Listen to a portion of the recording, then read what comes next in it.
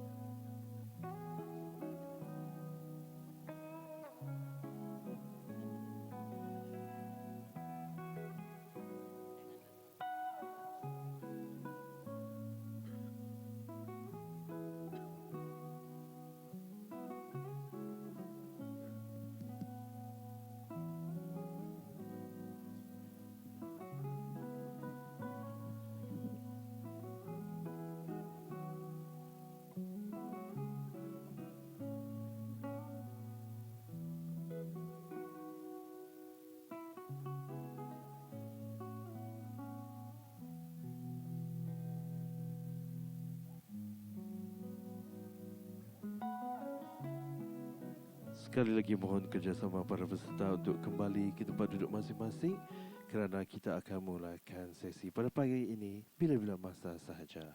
Terima kasih.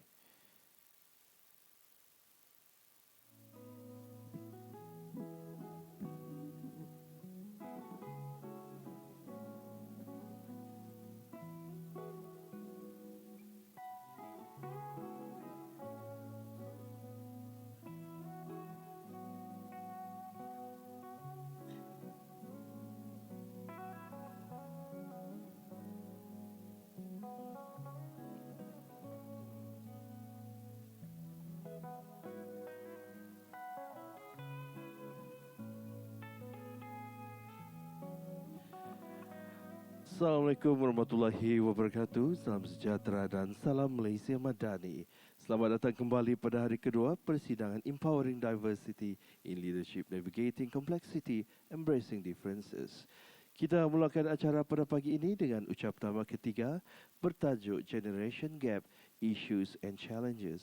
Untuk itu dijemput Moderator Profesor Emerita Datuk Dr. Asma Ismail, Ibnu Sina Chair for Medicine, International Islamic University, Malaysia ke pentas. Good morning and welcome to the second day of this conference on Empowering Diversity in Leadership, Navigating Complexities, Embracing Differences.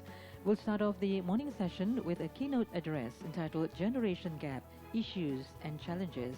And for this, we'd like to invite Professor Emerita, Datuk Dr. Asma Ismail, Ibnu Sina Chair for Medicine from International Islamic University, Malaysia, to the stage, please.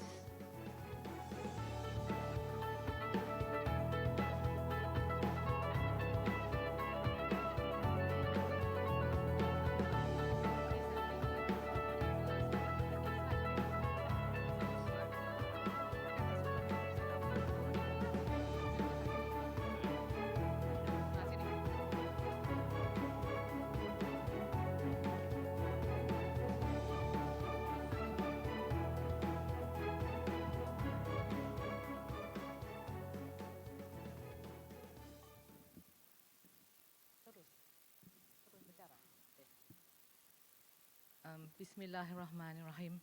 Assalamualaikum warahmatullahi wabarakatuh. Salam sejahtera. Very good morning. Salam Malaysia Madani. First of all, I must say my thanks to the organizing committee, UMS, AKEPT, for inviting me to deliver my thoughts on generation gap, issues and challenges. This is what I'll be covering today. State of the world today, and I want to now, because the audience is variety, coming from academics to HR to governance to whatever that's inside the room, addressing the elephant in the room. We need to talk about that. Then we will discuss about the generation gap, what kind of generations, right? Hello?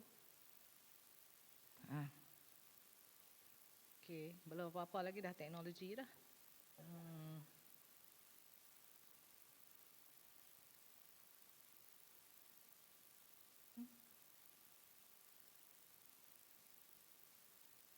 Okay, what kind of generations do we have in the world today, and what are their characteristics? Because it's so very important, especially for people in talent management, to understand, especially for people who are vice chancellors, who are TNCs, and who are top management. It's very important for you to understand what are the issues and challenges with the generation gap, and how do leaders actually bridge the generation gap. So let me begin by saying that disruptive change is happening at a high speed. We have the accelerating pace of change due to the digital age, the disruptive technologies brought by Industry 4.0, the global economic crisis, human disease, pandemics like COVID-19. We have the global competition due to globalization. And of course, now, very important, we have the planetary health. Whether you like it or not, the imbalance due to human health, animal health, and environmental degradation and is now resulting in a whole lot of problems that we now face today, like extreme weather conditions, like diseases and so on that we never had before, like COVID-19. So bottom line is that we are now living in post-normal times. You know, you talk about new normal, but essentially now it has to be now renamed as post-normal times, where this is an in-between period where the old orthodoxies of thinking are now dying. New ones have yet to be born. We don't know what that thing is yet. And very few things seems to make sense, all right? And this, therefore, has now a great impact on higher education. It has a great impact on livelihood, and it goes beyond that into our lives. So before, we are so used to VUCA, but now we are in the bunny mode, which is brittle, anxious, non-linear, incomprehensible, because of so much data is now coming out that a lot of us have no idea about how to do the data analysis, right? So it's incomprehensible. So currently, what I can say is that uncertainty seems to be the only certainty. Right? So if you are now the leaders in the university, this is something that you need to think about. And even if leaders in the companies and stuff. So facing uncertainty definitely is going to be scary, can lead to anxiety and stress, and therefore we should try to handle uncertainty now positively, because uncertainty and change are now all going to be part of our life. And leadership and what happened to the slide?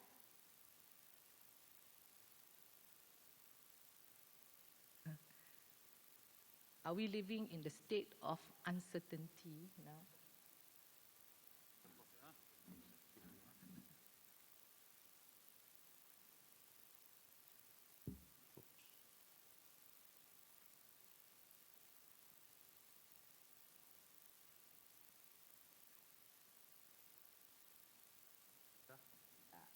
Tak dapat.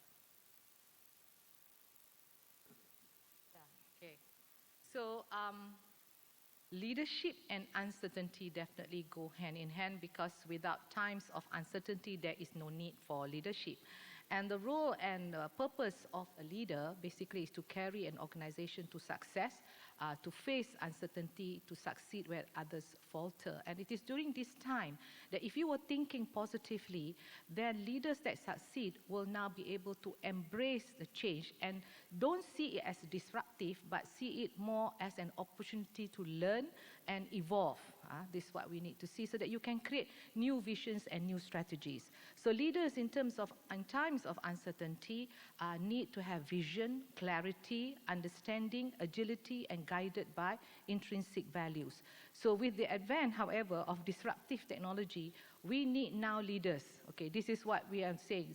We cannot afford to have technology take over. So this is now where we need leaders who can balance, right? Who can balance the technology usage. You cannot say remove technology. Technology is here to stay. Advancements of technology, artificial intelligence, machine learning, digital twin, they're all here to stay. So basically you can't say no to that, but you need to balance that with human needs as well in the organization. So growing up in the different era of technological advancement help create. It's not the only problem, it's not the only cause, but even people in this hall, if you now start to grow up within the different technological advancement, will create or help create the generation gap. And leaders of today need to understand and therefore bridge this generation gap that arises for the betterment of the organization. But I think before we do that, as leaders, you gotta address very important things first. What is the elephant in the room, all right, in the organization? Number one, everywhere, doesn't matter companies or universities or polytechnics or colleges or IPTA or IPTS, we have this problem, the lack of funds, right? This is not a Malaysian problem, this is the whole world facing the economic crisis post-pandemic. So, and then in the universities, we see the lack of desire to do research and publication. Despite the KPI, things are not moving that fast. You notice, things are not moving that fast, and the response from the pensyarah is also not there. And we find that motivation is low, lack of guidance. There's also some universities that don't provide this, a lack of guidance and growth in career planning. And you notice another thing, you ask people to become leader, you ask people to become dean, they don't want the job. Right? They don't want the job. This is reluctant leadership, right? You are now facing that. And now people want to do, you talk about impact, you talk about community engagement, but you find that voluntary service, service-based activities don't get much marks for kenaikan pangkat. Yes or no? Right? And here you ask for impact, so, cakap tak serupa bikin lah. You ask for impact, but at the same time, you don't give. So the change from HR for kenaikan pangkat is not as fast as what the leaders of the university are now saying. And you notice another thing, is you have this inability to retain talent. Talent seems to want to leave. Right, new talents come in, sekeduk sekejap, leave. Right, so this is unable to retain the talent, and very important elephant in the room, the lack of understanding of the generation gap. After I finish my talk, I think you will now realize what kind of generation gap we all face. But at the moment now, I say thank you to UMS and AKEPT for giving me this topic, so that now I have a better understanding about generation gap when I'm now training the young academics in how to go forward.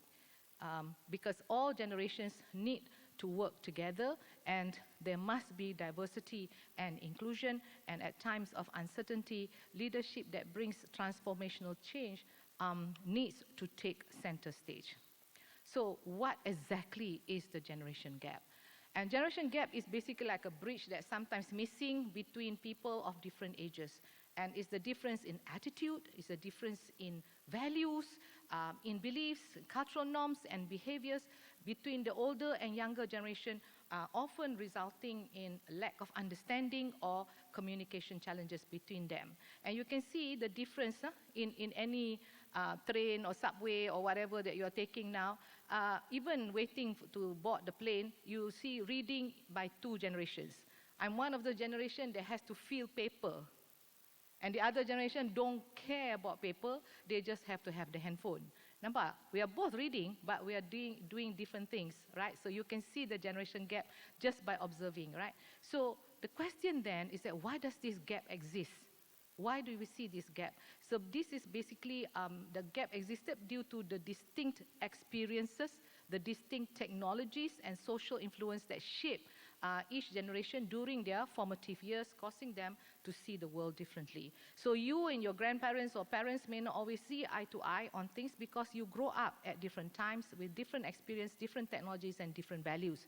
So generation gap basically is a gap in understanding and perspective due to the age differences. So essentially, what kind of generation do we have now? First is the silent generation. This is the traditionalists. They are born between 1928 and 1945. Most of them are more than 77 years of age. In this hall, I don't think there are any of this. But as a fellow of Academy Science Malaysia, where it is for life, then you see that the majority of the fellows are more than 70 years of age. But let me talk about baby boomers. These are between 59 and 77. Can I have an indication how many baby boomers are there in the room? Why tak mengaku? Except for me. Huh? There's only me. Okay, tak apa. All right, Generation X. Generation X, between 43 to 58. Angkat tangan. Generation X. Jangan malu because after this we are going to dice each one of you. Okay. So they witnessed the rise of technology and the advent of personal computers. Okay. Millennials, Generation Y, 27 to 42 years. Okay, ada. So they grow up in the digital revolution and the rapid expansion of the internet. Generation Z. Generation Z, 11 to 26 years of age. Yang 11 tu tak ada lah, yang 26. Before 26. Ada? Generation Z, okay. This is the first generation to grow up entirely in the 21st century, and this generation is characterized by its familiarity with technology and digital communication. So, in this room, can I now conclude by saying that there's Generation X and millennials, okay? Angkat tangan semua yang dalam 43 to 58, 27 to 42. Okay, so majority of you guys are here, right? So after generation Z, apa dia? It's going to be generation Alpha, and after that generation Beta. So, but the generation Alpha is still under 12 years of age, and this is the newest generation. They are the children of the millennials and Gen Z. So we still do not know what exactly they will develop into. Yeah. But the question then is, why bother to have this topic in the first place, right? Why bother to have this topic? Because you need to understand the generations in order for you to understand your bosses, and for the bosses to understand the subordinates, and for you to also understand your colleagues and even your friends. So also very, very important, if there's HR people in the room, if there are leaders in the room, it's very important, in those in charge of talent management, how now you're going to take care of all these different generations. So out of the 5 distinct generations in the Malaysian workforce, only 4 are in the workplace. Number 1 is the baby boomers. The baby boomers are now phasing out. We have about 13%. Generation X, 18%. Millennials is 26%. Generation Z is 25%. Walaupun dalam hall ni tak ramai Generation Z, tetapi sebenarnya dalam Malaysia, the combination of millennials and Gen Z is actually more than 51% of the workforce. More than 51% of the workforce, right? Generation Beta kita belum dengar lagi because these are not born yet. They are from 2025 onwards, right? But if more than 50% of the workforce is going to be millennials and Gen Z, what is the universities, what is JPA, what are the ministries and agencies relevant to human resource, what are they doing? Are they now moving in line and aligned to what are the needs of this change in the generation gap that is now going to be in the workforce? You understand that? We are still living on the same old rules. Nothing changed very much. And yet the workforce is changing. The way of thinking of the workforce is changing. What they want is also changing. So this is what I say, this is a very good topic to have, because this is something that you need to be realized, you need to know about, right? So we need, all these agencies need to take heed of the changing needs of the workforce. So in order to take heed of this, you need to know what are their characteristics and what motivates each of this generation at work. So this is the baby boomer, this is me, okay? Because nampak semua yang tak mengaku ni, okay. So, okay, baby boomers are between 59, of course I'm 29 years of age, tapi that doesn't matter. Okay, they are, you notice, this is people like me. We are very competitive and we are very driven, all right? And when boomers reach a working age, they face a lot of competition and very determined, and we take pride in what we do. Okay, and we value visibility. Maknanya baby boomers dia kena ada ke office tau. Dia kena ada ke office, dia kena nampak mata, hidung masyarakat dalam company, dalam universiti, dalam office dia, right? Dia kena nampak. Kalau orang tu tak mai, dia ada problem. You faham tak what I'm trying to say? If this is your boss and you are not there because you belong to the different generation where it doesn't matter, you have to do online, the people in the baby boomer as bosses will feel uncomfortable. And these bosses, they have to adapt to technology because mereka dalam era yang tidak ada this technology, they adapt the technology. So unlike the generation that came after them, the boomers are not born into technology, and therefore bila pergi kedai mamak, bila pergi KFC and they ask you to QR code scan all the menu on the table, this generation have a big problem. Alright, so that's why you bawa anak, you bawa pegawai, you bawa anybody who is in the millennial or younger to now do the ordering. Alright, you don't realize, the companies, they never realize that there is a need for transition. Even energy renewable pun kita kena ada transition. If you change suddenly overnight, oh, semua orang kena order by QR code, mana boleh? And semua orang kena go cashless transaction overnight. Mana boleh? Makcik-pakcik yang goreng pisang tepi jalan tu, dia still tak ada QR code lagi. So how you going to go cashless? So these are the kind of things that transition needs to be there. But orang yang buat decision, kadang-kadang tak terfikir benda tu. Dia fikir that, okay, majority of my clients are young people, so tukar terus to using of the handphone. So And the other thing, you notice that I'm still talking, I'm still standing here, I'm still working because the retirement age is getting later and later. Sekarang ni dah announce retirement age maybe 65. So basically you're going to still see some old faces up to 65. This is going to be a big problem to Gen Z and the millennials because they want the position. Tak sabar bila nak mati ni. So that's the kind of thing lah. So baby boomers believe that, okay, this is the other thing. Baby boomers, they believe that hard work equates to long hours. And bangsa balik 4.5 ni memang disturb me mentally. Alright. So bottom line, this is going to be something that I need to adjust. Bila saya menjadi bos, ya. So, and there's also blur of separation between work and personal lives. You notice tak? Orang yang baby boomer ni, dia kerja lebih to the point that family is second, work is first. So dia jadi macam tu, right? So work is now more important. So if you now, what do you do to baby boomers? If you are now the boss, but you are younger than the professors. Remember, professors tu ramai yang dalam that age group, right? So recognize them. So ini cara ya, kita kena diplomatic, cara kita nak handle. So recognize them for their accomplishment. So baby boomers place value to the organisation. You notice that kalau dia sayang UMS, dia takkan tinggal UMS. Dia sayang USM, dia takkan tinggal USM now, tomorrow, in the future, forever. Dia macam tu punya sifat. Unlike the young generation, they hop jobs very fast. So that young generation tak ada loyalty to the organisation. Different kind of thinking, right? So to the baby boomers, problem lah dengan the young generation. Dia orang ni tak ada loyalty kepada UMS. Kita bagi mereka kenaikan pangkat, lepas tu mereka caw. You know what I'm trying to say? So you get upset, you know. Here you are, you fight for that candidate. The deans lah will get upset. You fight for the candidate, and then tengok-tengok dia caw. So this is some of the frustration that you're going to face, right?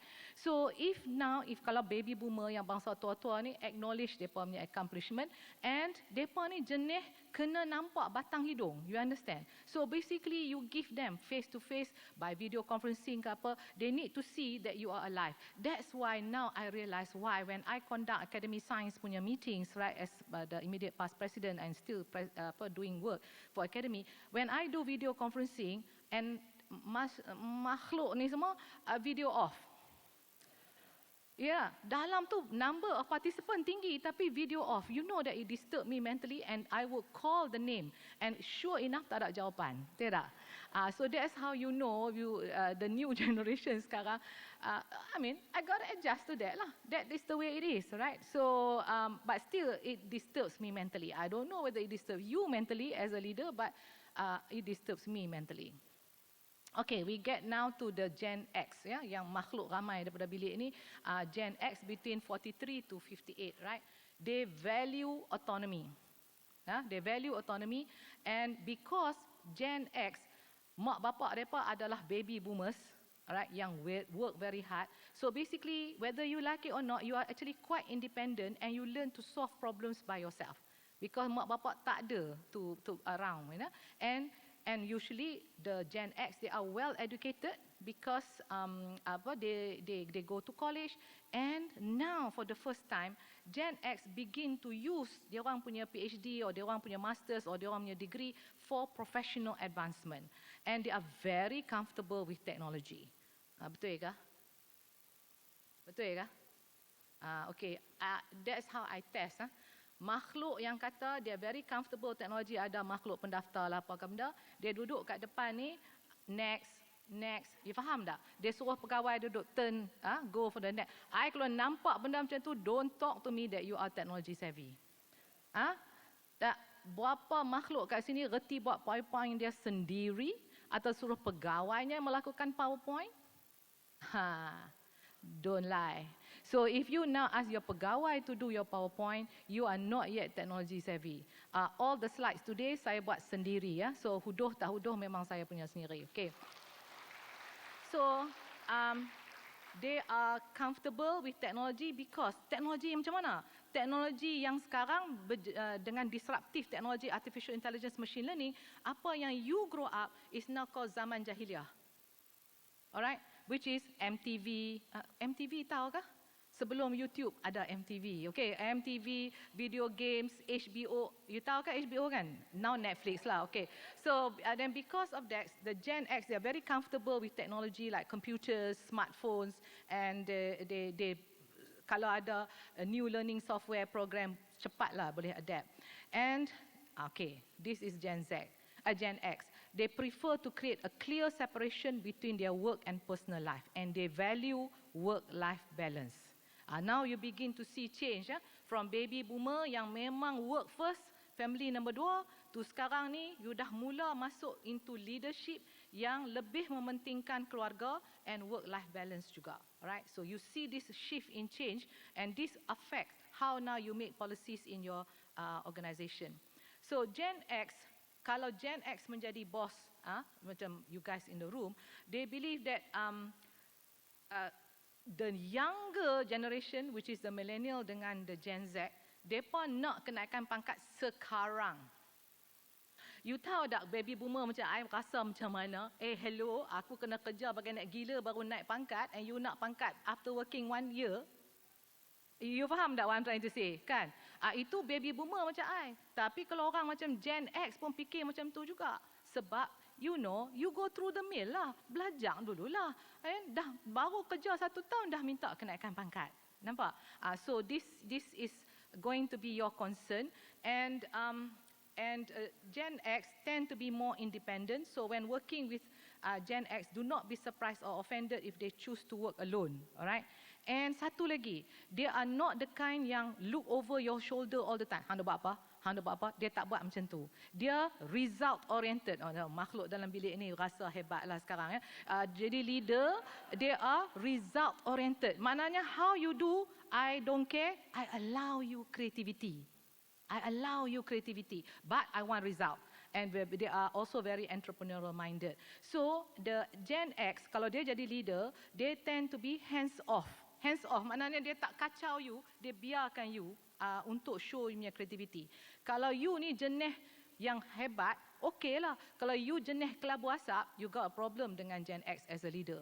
Because dia tak cerita kat you macam mana nak buat. They expect you to be creative, they expect you to go and learn, they expect you to now discuss dengan your colleagues how to move forward. Nampak tak? So that is the thing. So and also makhluk Gen X ni kedekut dengan praise. Pasal puji dia susah sikit sebab dia hidup dalam keadaan mak bapak dia tak ada kat rumah, so susah dia dapat pujian. Jadi sekarang ni untuk dia pula nak bagi puji dekat you all memang dia susah. Tetapi sekiranya you dapat pujian pada dia, that means you did a really swell job. That's why dia berani kata hebat. Okay, so apa ni, and Gen X ni dia very skeptic juga, tapi they question everything that you do, but basically expect them to give pros and cons. But dalam semua generation ni, Gen X are the best workers and leaders overall. So there. Okay, and what do you do with Gen X dalam you punya organisation? Offer leadership opportunity sebab makhluk ni dah ready untuk take over from the baby boomers to become leaders. They have gone through the mill, they dah ada experience, dia dah faham macam mana nak kerja dengan orang, and therefore because of their direct communication style and hands-off approach, they make actually excellent managers. Okay, so whether in the form of formal discussion or mentorship program, you should find ways to use the leadership skills of the Gen X. Gen X. And satu lagi, Gen X suka belajar. Dia apa-apa benda baru dia nak belajar. So they value education. Alright, they value education, so offer them opportunity to continue the education, bagi scholarship ke apa ke, then they will have job satisfaction because dia sentiasa nak meningkatkan kewibawaannya, ya. And offer work flexibility because as I said, Gen X sudah mula memikirkan work-life balance. Family now became equally important as dia punya job. Okay, so and they prefer this work-life balance. Tetapi bila dia nak bercakap, dia nak work-life balance, they prefer to be working online. Macam sekarang ni COVID has accelerated that. Dulu JPA tak benarkan. Masa saya DG lagi saya dah minta to have this working online. Tapi JPA kata no. For the gaji that you have to be you kena ada di tempat kerja. Masa tu dia tak fikir langsung pasal planetary health. The fact that you have to ambil transport, CO2 is being go up into the air and increase in climate change. Bila kita work from home, you notice tak masa COVID? Tuhan dah ajak dah. How much kita punya climate change has reduced, CO2 emission reduced, and we live a healthier life. We don't have that much problem, right? So ini kita patut belajar. Tetapi this is why I said the agency sekarang ni tak align and in line dengan apa yang dah changing. The workforce is changing, and dia tak realise that more than 51% sudah tukar kepada millennial dan juga Gen Z. Ya, so offer them to work remotely lah kalau boleh with that. Ya. And now we go to millennials yang juga ramai dalam bilik ni. Millennials adalah makhluk yang kita nak in post-normal times. Post-normal time kita prefer makhluk yang collaborative, yang impact oriented. Banyak kali dah kita nak cakap, tak boleh dah. Nobody can work in silo nowadays. Saya dah cakap banyak kali daripada ministry, you cannot work in silo. Policy tak boleh, from each ministry, dia ministry itu saja. Macam mana dia nak cross? Tak boleh. Kita ni intersectoral government policies. Sama juga macam dekat department sendiri-sendiri, dekat universiti ada sendiri. Antara universiti pun never share. Ni pendaftaran bilik ni semua ramai, tapi adakah hampa share apa yang UMS buat, apa yang USM buat dan sebagainya. So, sekiranya di dalam bilik ini, berapa orang tadi millennial angkat tangan Ustaz? Saya nak tengok yang hebat-hebat ni, yang the future post-normal leaders. Okay, so basically, mereka ni prefer to collaborate. You boleh tahu tau, ada bos yang semua tu bapa aku punya, don't take away, dalam department dia aja, jangan share dengan orang. Kalau nak share kena minta permission dia, that kind of stuff. And the other one is collaborate. Apa yang kita ada, let's bring together, let's share, let's apa. You can tell the difference between ni. Now baru saya realise kenapa saya tak boleh tukar setengah orang dan setengah orang very easy to accept collaboration. Rupanya they are born in different times. Yeah? So they prefer to collaborate, they are motivated by meaningful work. Right? And the millennials, they prefer work that uses creativity, they use their talent and make impact on others. And doing work they are passionate about is definitely a top factor when considering job opportunities. They are impact oriented. Dia bukan tengok salah balai jalankan kerja habis cerita. No, dia jalankan kerja tapi dia nak tengok what is the impact of the work that they buat. Okay, and they are digital native. Halas lah. So mereka hebat lah because they were born during the time that Wi-Fi started in 1990. So which means that the millennials all grow up with internet and they have watched technology like virtual reality, artificial intelligence. Ini saya cakap je sebab mungkin setengah universiti belum ada lagi all these things. But kita patut move to that direction. Alright. But whatever it is, the millennials understand technology. They boleh accept technology quite fast. And they are amenable to feedback. Setengah orang tak boleh, kita tak boleh tegak langsung. Kalau tegak dia sensitive. Right, sensitive mulalah nak cancel nama engkau masa kenaikan pangkat. Right? So, okay, and then so bottom line is that mereka nak feedback. And the majority of the millennials in this entry level, mid level, as such, they are focused on their own professional development and they place a lot of value on feedback and mentorship from their managers. Alright, and masalahnya dia buat sikit, macam mana saya buat? Dia buat sikit, macam mana saya hari ni? Okey ke? Okey ke? Kalau baby boomer, you tanya kat I benda macam tu, awak budak ni tak ada confident ke? You faham tak? This is my thinking. I would now kata negatif. Budak yang boleh buat, handle everything, I would say positive. You nampak? From a baby boomer punya ni. But if you are now a millennial, it is very important for you to get that feedback so that you can improve because you are impact oriented. This is something I need to understand. You nampak tak? So bottom line, depending on where you stand and whether you are feeling or relating to what I'm talking about, this is something that you need to understand.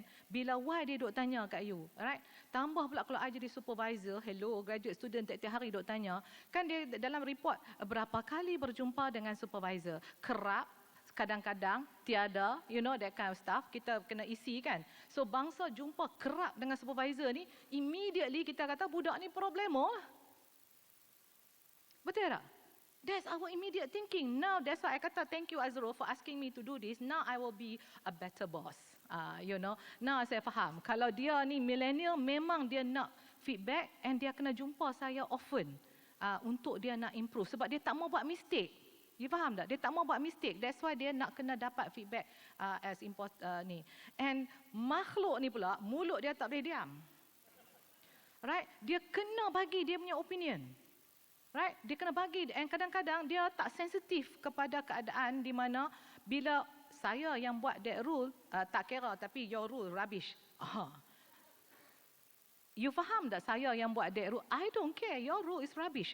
Nampak tak? That kind of insensitivity can also cause the millennial kena penampak gagap lah. So that is the other thing. Right, so millennials have been dubbed as the most impatient generation, alright, in the workplace. And over 90% want rapid career progression. Ni yang kita marah ni. Baru setahun je dia dah minta kenaikan pangkat, right? So this will clash with baby boomers and Gen X boss.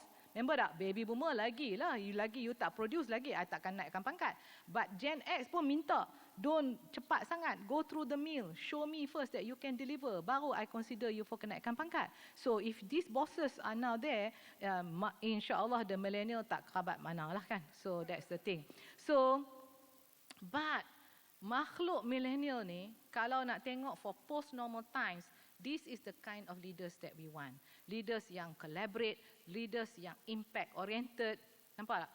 So these are the kind of leaders that they want, right? So what should you do if you have the millennial at the workplace? Bagi mereka kerja. Suruh mereka buat collaborative project. Mereka akan very happy to do that. And because mulut mereka tak boleh diam, and you tak mau dengar mereka punya tu every day because it will kill your day. So basically set up an anonymous employee suggestion box. Maknanya adalah kat situ, tulislah apa hang nak tulis dalam tu. So I pun tak mau tahu who you are, but at least you can now voice your opinion. Or you set up an email or something so that they can now voice their opinion and unanimous, tak payah tak payah cerita siapa nama supaya kita pun dapat the feedback to how to improve.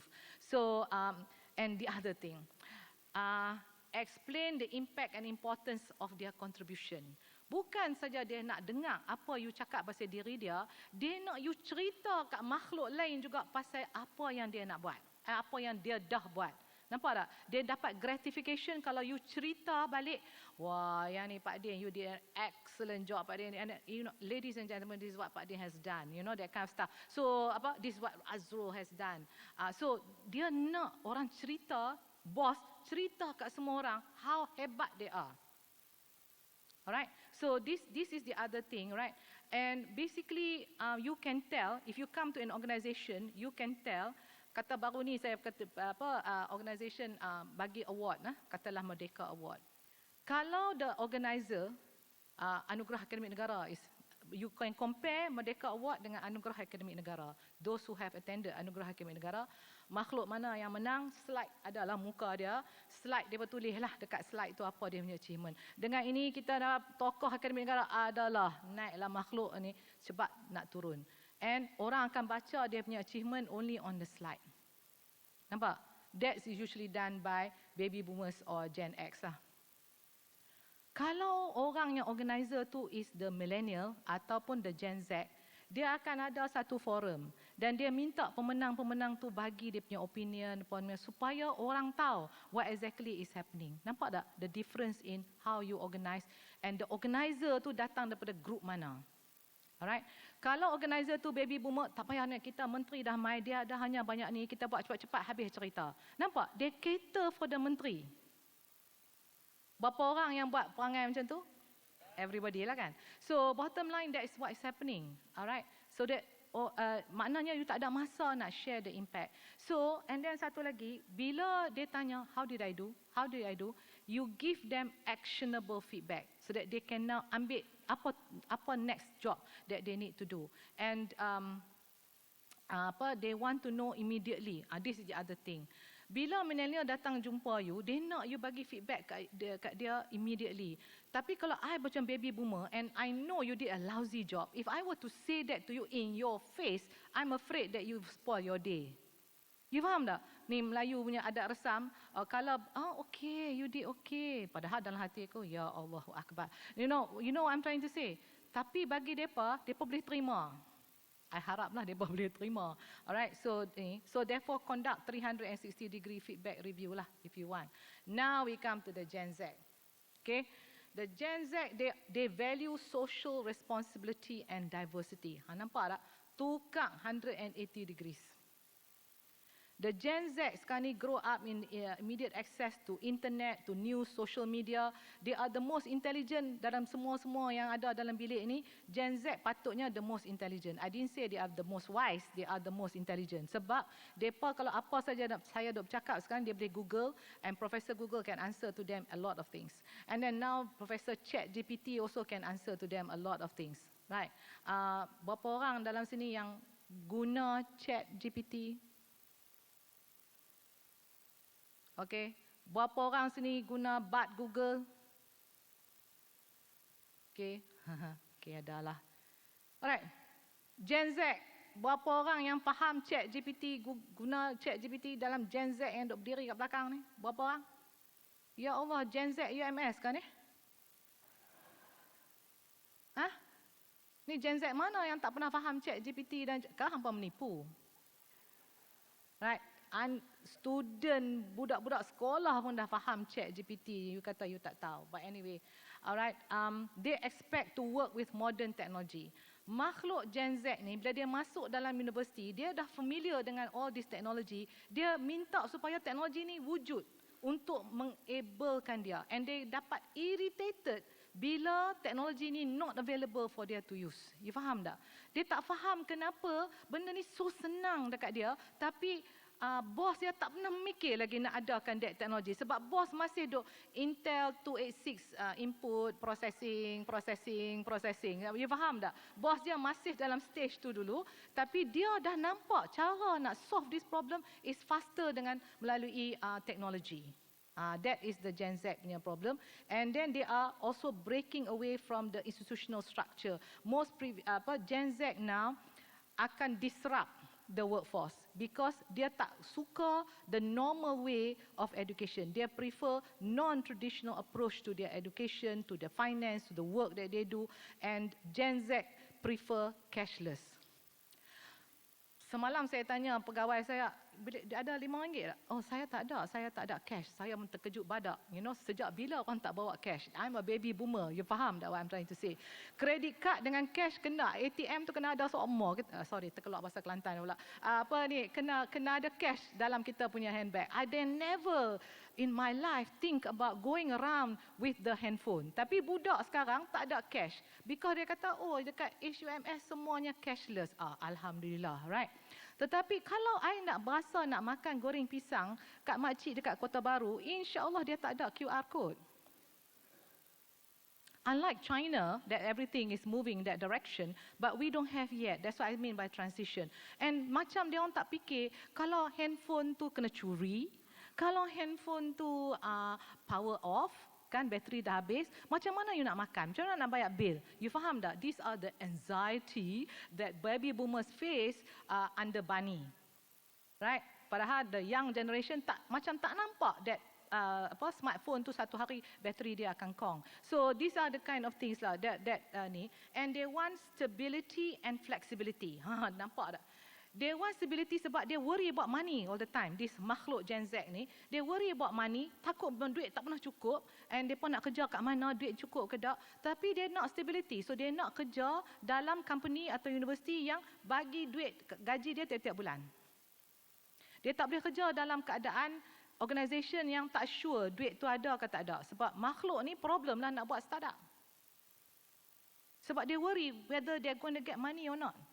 And yet we need to go now for startups. So Gen Z in Malaysia is the largest age group representing 29% of the overall population.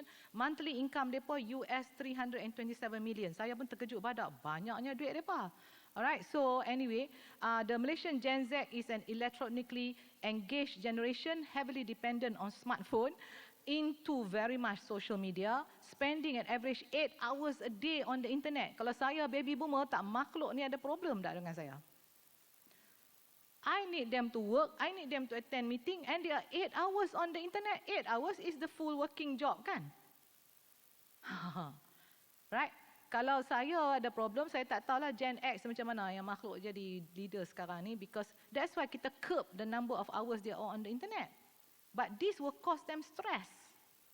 This will cause them stress because as consumers, Malaysian Generation X is influential, independent in their decision making, and members of Gen Z are very curious, caring, competent, and confident, and all this unique behavior will also need to change, and basically they are the most difficult to work with. Difficult lah sebab mereka non-traditional. You nampak tak? Mereka nak internet. Kita kata jangan buat kerja. So already stress. They Gen Z desire at work. Mereka nak company yang collaborative, inclusive, innovative. Makhluk Gen Z ni worry about the planet. They worry about climate change. They worry about SDG. You know, benda-benda yang Tan Sri Zul dah bercakap yesterday ni, they worry lah. Dia memang suka lah benda-benda macam ni. Right? Because they are also impact oriented. Right? And despite being born in the age of smartphone and internet, they prefer communication. Tapi makhluk ni communicate dengan kita melalui teks. Baby boomer nak muka face to face. Right? So, tapi mereka tak mau jumpa kita, tapi dia teks kita semua. Dan kita kena jawab kat dia, right?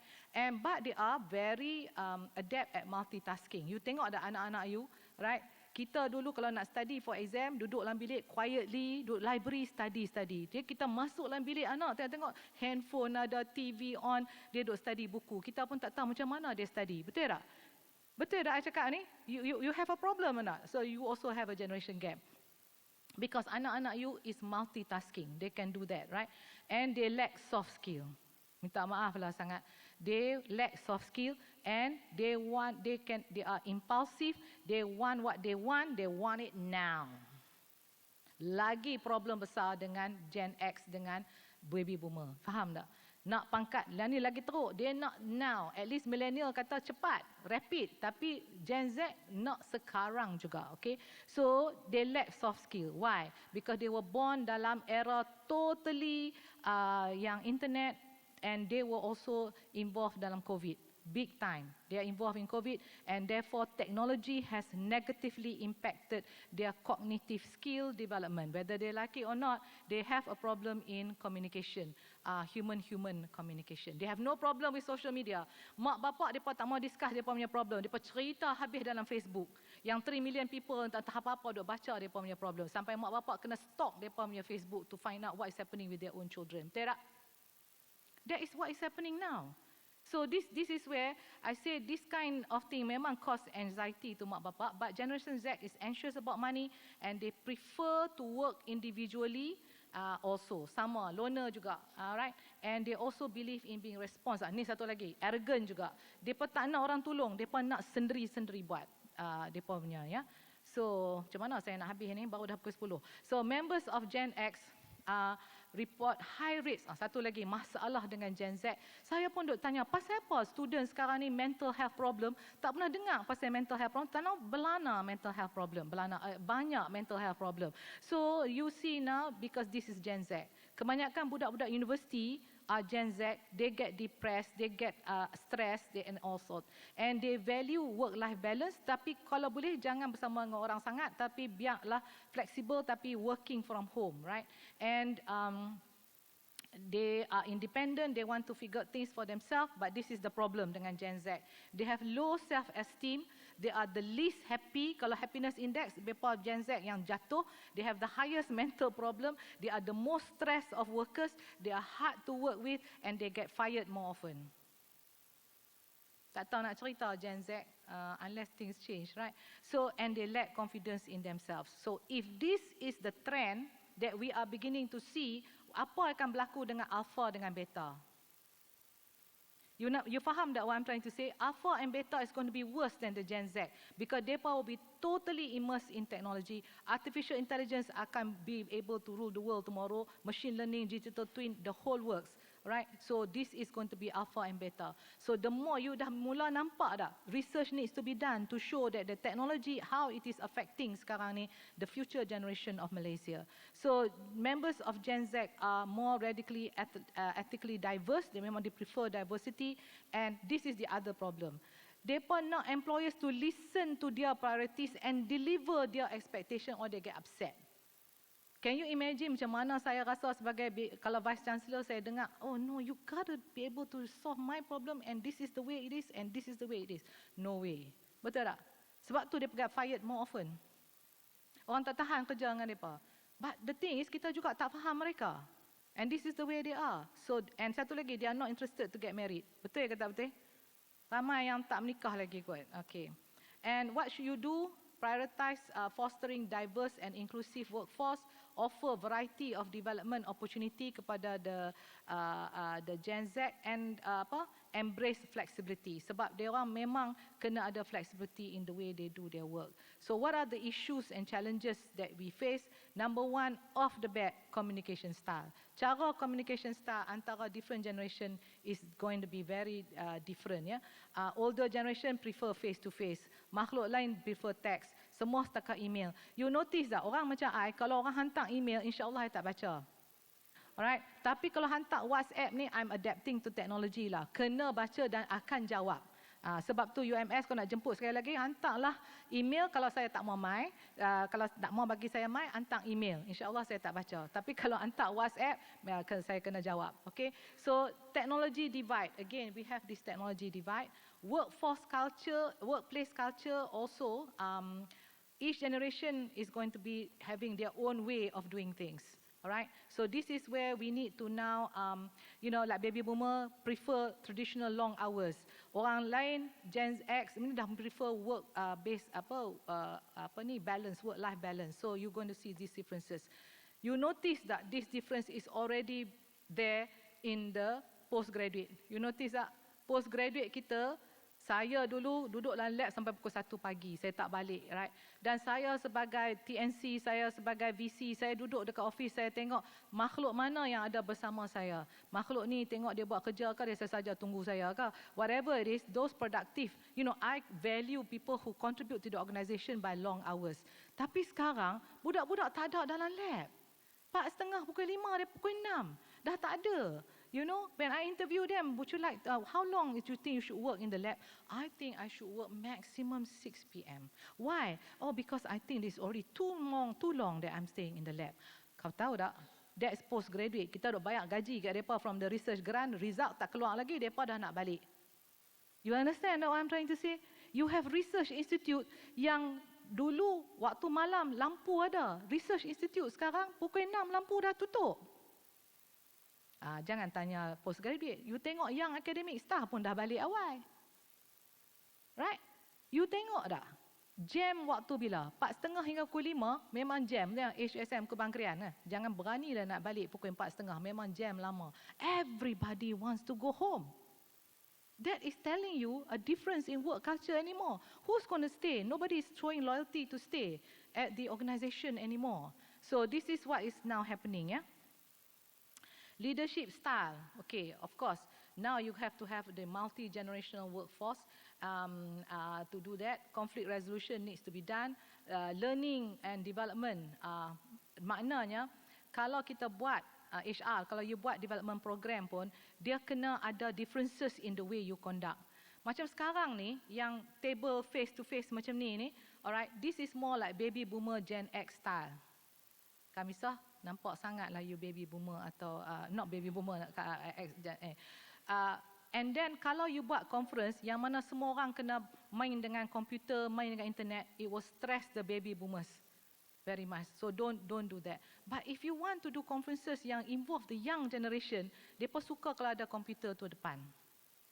This classroom style ni is no go for them. So this is something that HR pun tak sensitif sebab HR pun belong to Gen X, Gen X ataupun older, right? So this is ni. And career expectation, different, stereotyping, this is the other one. Bagi orang macam baby boomer macam I ni semua, kita kata lagi tua baru kita bagi dia kenaikan pangkat lah. Kalau dia terlalu muda, takkan kita nak bagi. Dia tak belajar asam garam, belum ada. Macam mana dia nak jadi wise? So I keep saying in leadership, right, it is about experiential learning. It is not about age. It's about whether you have enough wisdom in you to be able to lead. Right? So that can be with experience. And you have mentorship and knowledge transfer. Ada, you notice tak, yang tua-tua ni, they have the wisdom. Tapi yang muda ni tak mau dengar mereka. Ya, yang tua-tua pun tak mau dengar yang muda because dia rasa dia tak ada asam garam lagi untuk nak cerita. You belum tahu apa-apa lagi, you dah nak kata ke I macam-macam. But basically both needs to tango. Both kena belajar from each other. So then diversity and inclusion. Okay, saya cakap sikit pasal diversity and inclusion. I want to ask you something. Tadi kan masa registration nak masuk conference ni, makhluk apa yang ada kat depan tu, yang duk ambil you punya registration? Lelaki atau wanita? Lelaki atau wanita? Wanita. Bila kita organize sports day dan sebagainya, yang duk balut hadiah-hadiah untuk sports day tu, lelaki ke wanita? Right, thank you very much. And then bila kita ada sesuatu event yang selalunya menjadi pengerusi jawatan kuasa gedebuk-gedebuk ni, lelaki ke wanita? Lelaki. Yang buat kerja bagai nak gila ni, nak bagi si lelaki tu nampak hebat, kaum apa? Wanita. Bila Naib Chancellor naik atas stage, saya dengan ini mengucapkan ribuan terima kasih dan mengucapkan tahniah kepada pengerusi gedebuk-gedebuk ni, betul tak? Betul. So dia pun akan masuk dalam SKT dia, dalam CV dia, dia menjadi pengerusi XYZ. Betul tak? And makhluk yang menilai dia juga mengatakan, wah dia sudah menjalankan tugas dengan banyaknya sebab dia pengerusi gedebuk-gedebuk everything. Right. Right. So wanita yang sekarang menjalankan kerja ni, boleh tak dia masuk? Saya ni rep ni, saya lari sana sini, saya jadi liaison officer pada Prof Asma. Dia dapat tak SKT dia dapat markah ke tak? Tell me. Do they get recognition for doing this? No. Are they spending a lot of time doing this? Yes. Where is diversity here? You talk to me about diversity, you don't even have that policy. You assume stereotyping is happening. Nampak tak? So if you betul-betul nak jadi diversity and inclusion in your organisation, assign. Don't ask people to volunteer. Supaya semua wanita yang duk volunteer. Tak boleh. And ambil minit dekat department siapa dia? Wanita. Thank you very much. Yang si lelaki tiada tangan. Adakah tangan hendak, macam Alibaba ke apa benda, rosak, tulang semua really, So macam stereotype is now happening. So what I'm trying to say, if you are the leader and you talk about diversity and inclusion, assign supaya dapat gender balance yang buat kerja ni, right? Laki-laki pun boleh represent juga, boleh cari juga sponsorship, right? Alright. So that is the thing.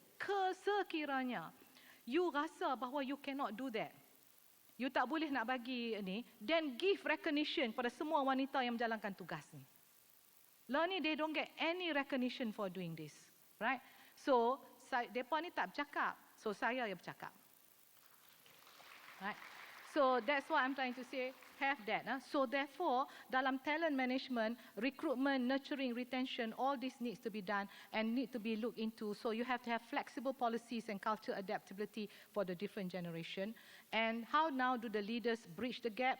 Promote open dialogue. Sebab makhluk ni semua nak cerita apa masalah mereka, then listen to them, educate and awareness. This must be done to raise awareness about generational differences. Like today, probably this is the first time you're hearing something like this. Baru mungkin, hopefully you leave the room understanding why your subordinates are behaving like certain pattern that you see. Memang you sakit hati, tapi you kena understand, you need to understand them. And where they are coming from. Baru you boleh buat the kind of rules and policies. And therefore, encourage flexibility and adaptability and recognize that change is inevitable and the ability to adapt to new technologies and whatnot is essential for everyone. and perform values-based leadership. This is what I'm trying to say, empower people. Kalau budak tu tak ada confidence, budak ni, paling senang sekali empower people. So that now you get a consensus decision, senang nak buat kerja dan sebagainya. And lead by example, because you must show respect for all generation. If you are the leader, you tak show respect. And satu lagi, saya tak suka perkataan tolerant. I think you need to use perkataan respect. Alright, and put round pegs in round holes. Barulah you akan nampak mereka terselah dalam kerja. And of course, mentorship needs to be there so that the young and the old, you can pair them. And intergenerational collaboration is very important. Respect the differences. And satu lagi, kalau jadi leader, you kena listen juga kepada orang. Setengah leader tu dia duduk bercakap, kita nak masuk pun tak boleh, sebab dia duduk bercakap seorang. So with the Gen Z, with the millennials yang sentiasa nak communication dengan you, so you also have to do active listening and implement. This is the other thing. I hope the HR yang balik ni implement diversity and inclusion training programs. Selalu you ada training program, you ada nurturing program, but you don't include generation gap punya program dalam you punya cara doing this. So, and then do some research and data collection so that you can now find out better. Media, okay, this is the thing. You kena realize sekarang ni, media is the in thing, right? So, social media, TikTok and all that is very important. So, challenge against stereotypes and biasness in advertising, in entertainment and media, and promote inclusivity. Sebab all generation feel valued and respected if you continue to take care of them.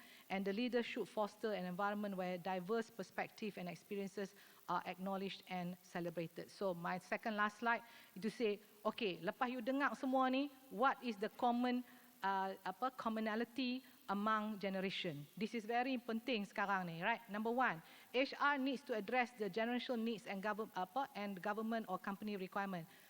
First thing, nampak tak the change from baby boomer to now Gen X, Gen Y, Gen Z. Semuanya value work-life balance.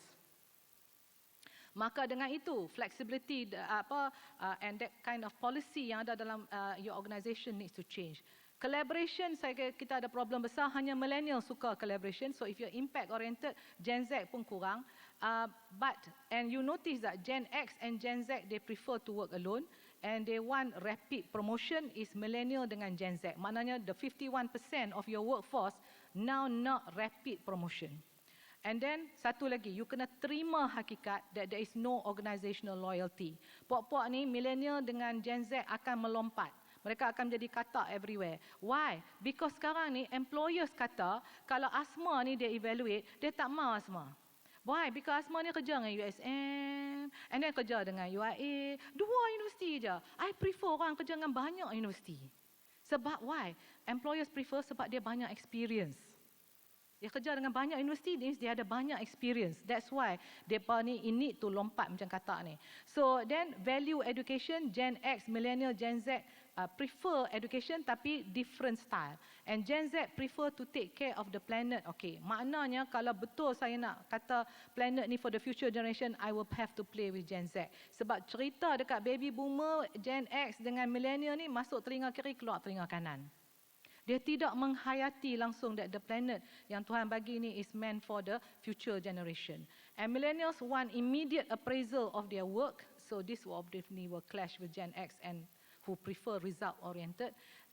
So ladies and gentlemen, what I want to say is that there's a lot of learning, unlearning, relearning, co-learning and co-creation because the future trend is going to be now the characteristic of the workforce that you are seeing now. Maknanya, people like me, cara kita, ethics kita mungkin dah fade away. Now the new way of doing things is now coming in. So you better be prepared with policies and whatnot. So if now, and then you boleh kata lah kat I, senanglah Prof tu bercakap. Right? JPA kata macam ni, kita ni semua penjawat awam. Dia kata macam ni, so how do we now align? Because JPA kata kena main kerja. Padahal dekat universiti kita boleh je buat flexibility. After all, we are given autonomy. Betul tak? BC mana berani, pendaftar mana berani, aku challenge lah sekarang ni. Right? Padahal autonomy itu ada. So, masa bulan puasa boleh pula lah. Pasal apa bulan puasa boleh fleksibel, bulan lain tak boleh? Right? You pernah fikir tak? Maknanya JPA membenarkan. So that's something that you need to think about. So if the current government ruling is not in line with the generational needs, hence there is a high chance of staff leaving. So we need to basically, ladies and gentlemen, rewrite the narrative. We cannot have a one-size-fits-all to address all the generation gaps. So let me conclude by saying that to bridge the generation gap, one needs to adapt to the new while retaining the goodness of the old. Tak boleh buang semua juga. Mungkin cara work ethics of the baby boomer is still worth considering. So it is an ongoing process that requires patience, that requires empathy and a commitment to build bridges rather than walls between generations. So with that, all the best to you. Assalamualaikum warahmatullahi wabarakatuh.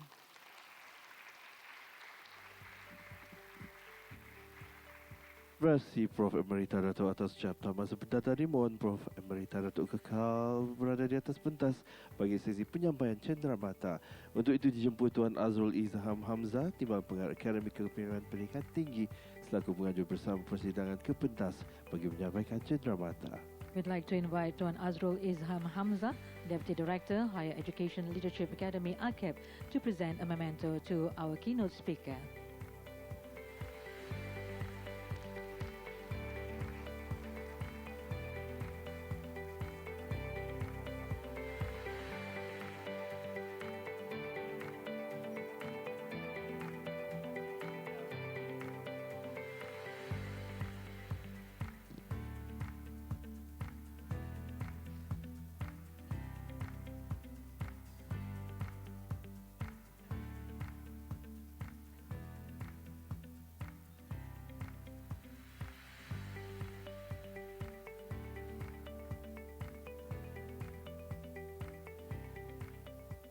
Baik para peserta semua, kita akan berhenti rehat sebentar untuk kudapan pagi. Dipersilakan penceramah ucap tambahan para peserta persidangan untuk menjamu selera dan mohon kembali ke Dewan ini pada jam 10.30 pagi untuk sesi seterusnya. We'll be taking a short break and we'd like to invite you back to the hall by 10:30 in the morning for our next session. Thank you.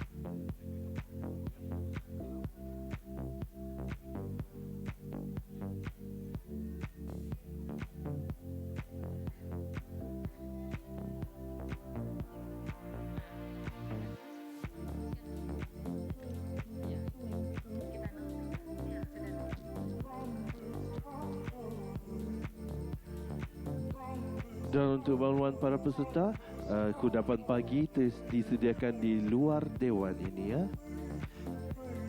For your information, the light refreshments are served outside of this hall. Please help yourself. Thank you.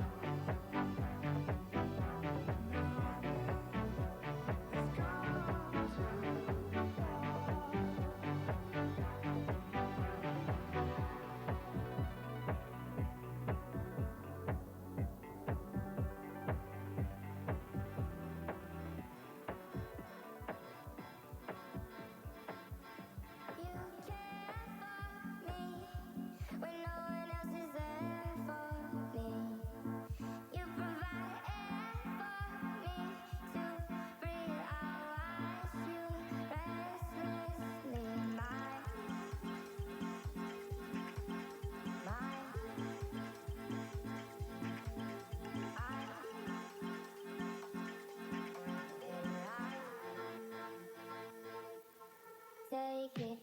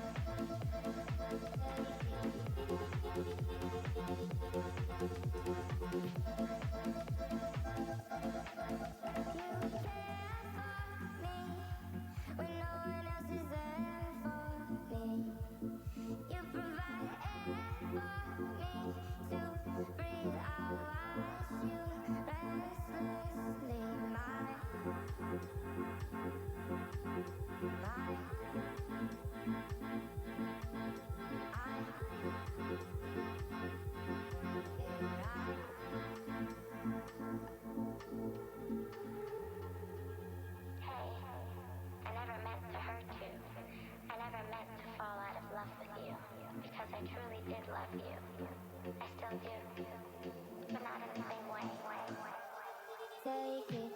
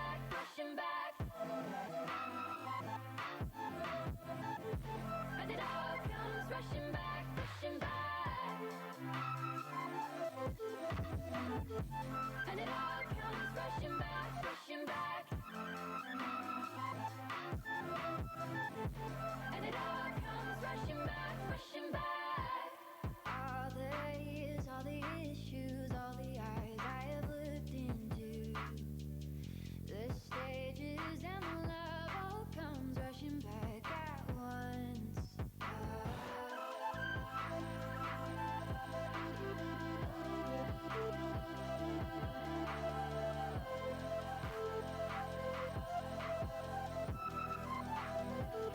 I always let the days slip away. I should have been making up my mind. I never opened up, took it all in, and now I'm running out of time. Sometimes I dream about going back, keeping all the things I left behind. But now I know you can't change the past, way too young to know the reason why.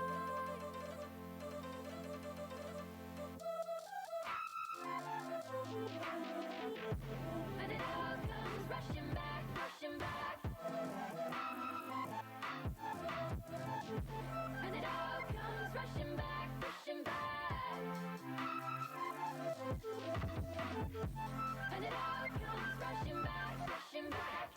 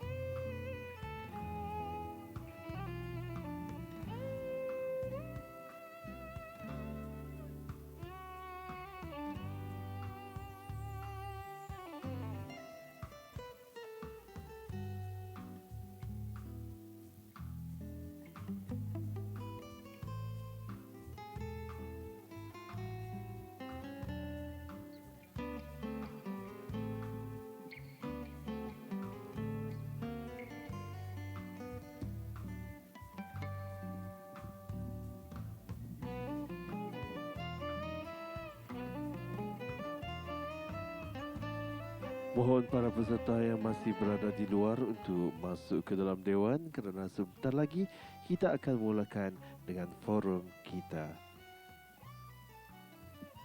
We'd like to invite all participants who are outside of this hall to take their seats as we are about to start with our forum.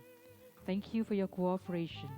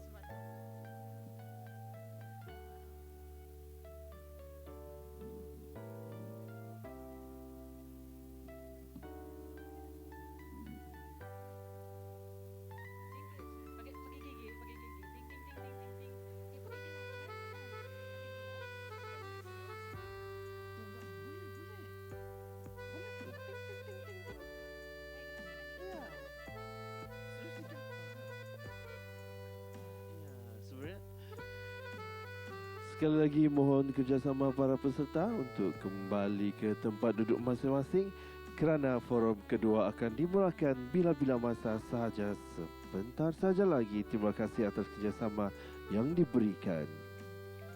Once again, we'd like to invite all participants who are still outside of this hall to take their seats inside the hall as we are about to start with our forum. And you actually can bring in the light refreshments with you into this hall. Thank you.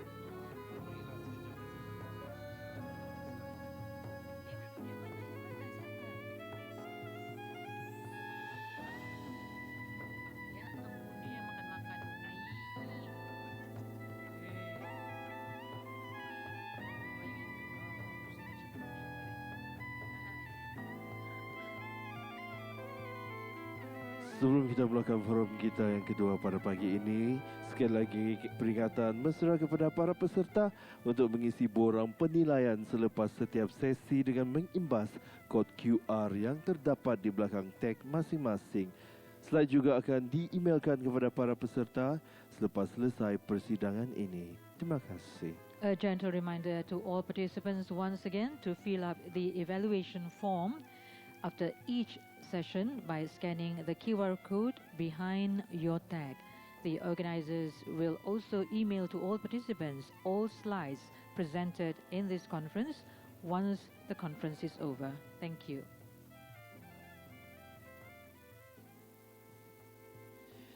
Kita teruskan dengan forum kedua yang bertajuk Generation Gap Issues and Challenges.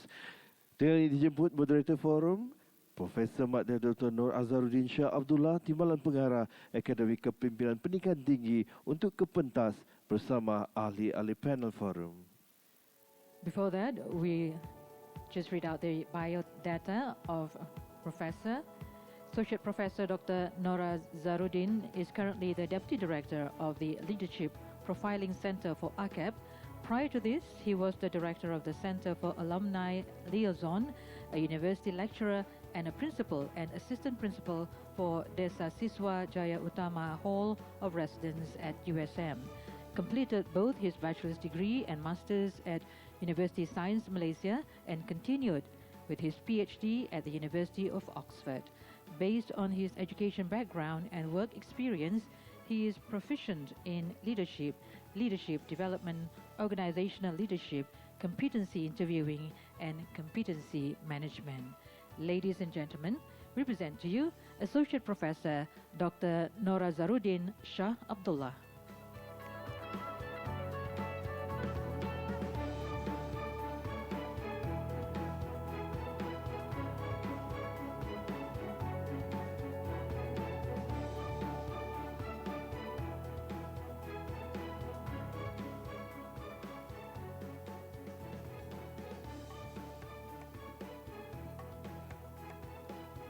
We'd like to invite all panelists to take their seats on the stage, please.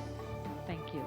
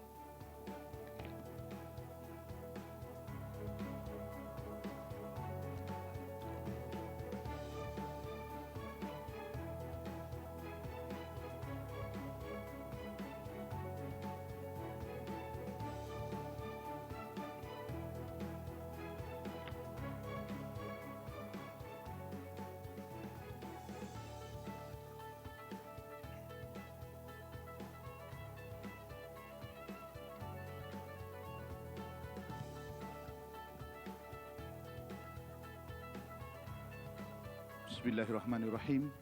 Rabbi shrah li sadri wa yassir li amri wahlul 'uqdatam min lisani yafqahu qawli. Allahumma aftah alaina hikmataka wanshur alaina min hadaini rahmatika ya arhamar rahimin. Assalamualaikum warahmatullahi taala wabarakatuh. A very good morning. Salam Malaysia Madani to everyone. Ladies and gentlemen, this is forum number 2, Generation Gap Issues and Challenges. I would like to start with a short disclaimer. It is never easy for you to actually extend Datuk Asma's session. So I think the amount of yardage and acreage that she has covered in terms of generation gap actually had a lot. So I think we have learned a lot this morning. So what we're trying to do here is perhaps to actually go a bit deeper in terms of making relevance on generation gap. And it is something that has been spoken quite a bit but I guess it needs to be given more meaning, and of course, by understanding it, then more actions, more proactive actions can be taken. So, ladies and gentlemen, my name, I've got a very long name, Norazharuddin Shah bin Abdullah. People just know me by the name of Pak Din. So I'll be very happy if I can be addressed as Pak Din. So I am actually the Deputy Director at the Higher Academic Leadership Institute in Negeri Sembilan, which is an agency under KPT.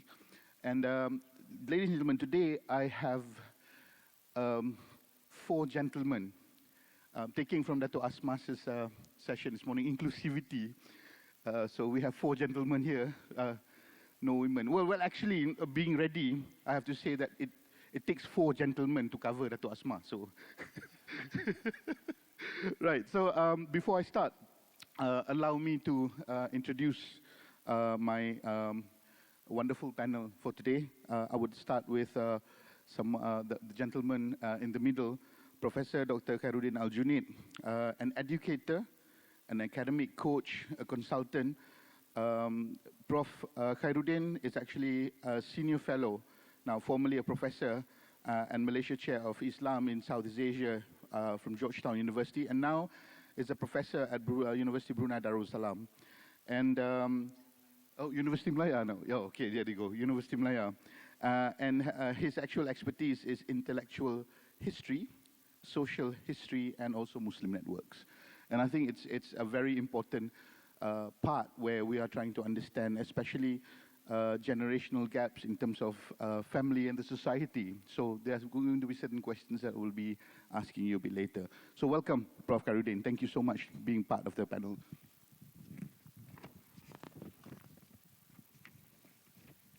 The second distinguished gentleman that we have here is Professor Dr. Richard Cruz.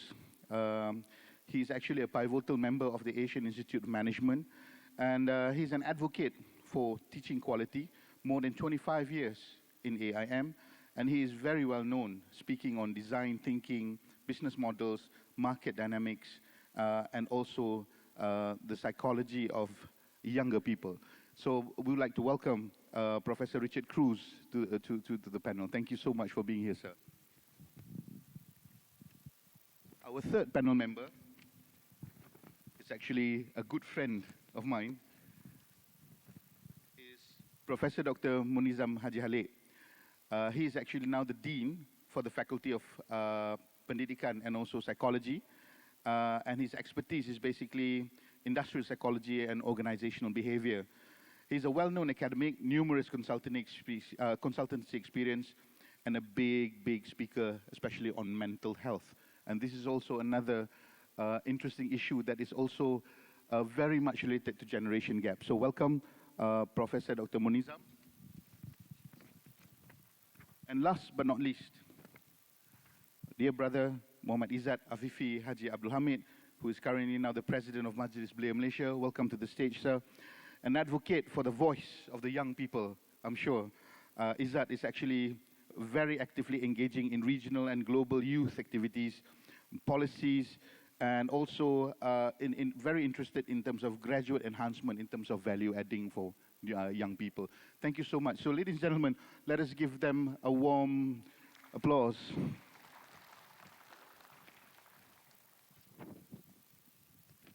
Right, it's going to be a question and answer session, right? More or less. I think Datuk Asma has given us quite a bit in terms of what generational gap is, and we can understand that there are groups of people that has different values. So may I start by perhaps asking Prof. Dr. Syed Khairuddin, for any prerequisite discussions or anything, we need to understand the particular topic. And may we start by agreeing on a simple yet concise definition of generation gaps. So in your opinion, how can we safely define generation gaps? Is it good? And why is it happening? Is it something inevitable? So yes, Prof, the floor is yours. Hello. Thank you very much for introducing me and including me in this session.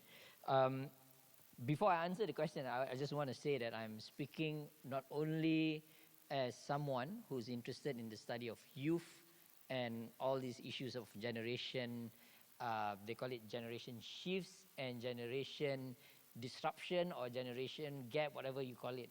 I have 6 children myself from the age of 23 to 9 years old. So I know the gap, I am within that gap. And again, when we speak about the generation gap, we need to first question the whole idea of what we mean by the gap. Always we come with this supposition that there is a problem. And I want to begin by saying that we need to start our discussion by not seeing it as a problem first. Because that is always the issue when we talk about my generation, the generation before me, the generation after me. So I want to begin first with a positive note, saying that whatever the gap there is not really an issue that we should see from the negative side. Now, when we talk about generation gap, it has always been there to some extent. My father's generation, as just now Professor was presenting to us, may be different from mine in terms of how they look at things. Simple things like today, I decided not to wear batik like yesterday because I felt it's going to be a youth session and youth don't like this batik thing as much as the older generation. So I thought I should look a bit youthful today. I mean, I might need a change then. And not wear a blazer because that is not their whole idea of formality. So there is already that gap. Simply by the outlook of it, we wear different things as their generation. I'm now forcing my son, who is already 19 years old, to cut his hair. It's a perennial battle every week. And he says that it's my right, my human right, to keep this long hair. So when we talk about generational gap, we are talking about many layers of challenges between one generation to another. We're talking about the whole issue of image. They have different idea of a self-image than us. We are talking about the issue of perception of the future, what they imagine the future to be, as against us, thinking about stability, they like chaos. Thinking about the future with family, they like to be single, as mentioned just now. So all these things have always been there. But more importantly, what I want to talk about in relation to the keynote address just now is that we are always talking about intergenerational gap, the gap between one generation to another.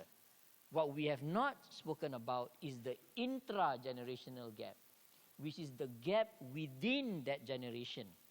And I've stayed here in Malaysia for 5 months. Before that, I was in Brunei. And 5 months in Malaysia, I think that the issue of intra-generational gap is a bigger issue than the intergenerational gap. What is the intra-generational gap? We're talking about the gaps between youth and even adults or orang tua of different classes, different ethnic backgrounds, and different spatial composition, where they are staying. So I'm sure the people in Sabah would understand this better than any other people.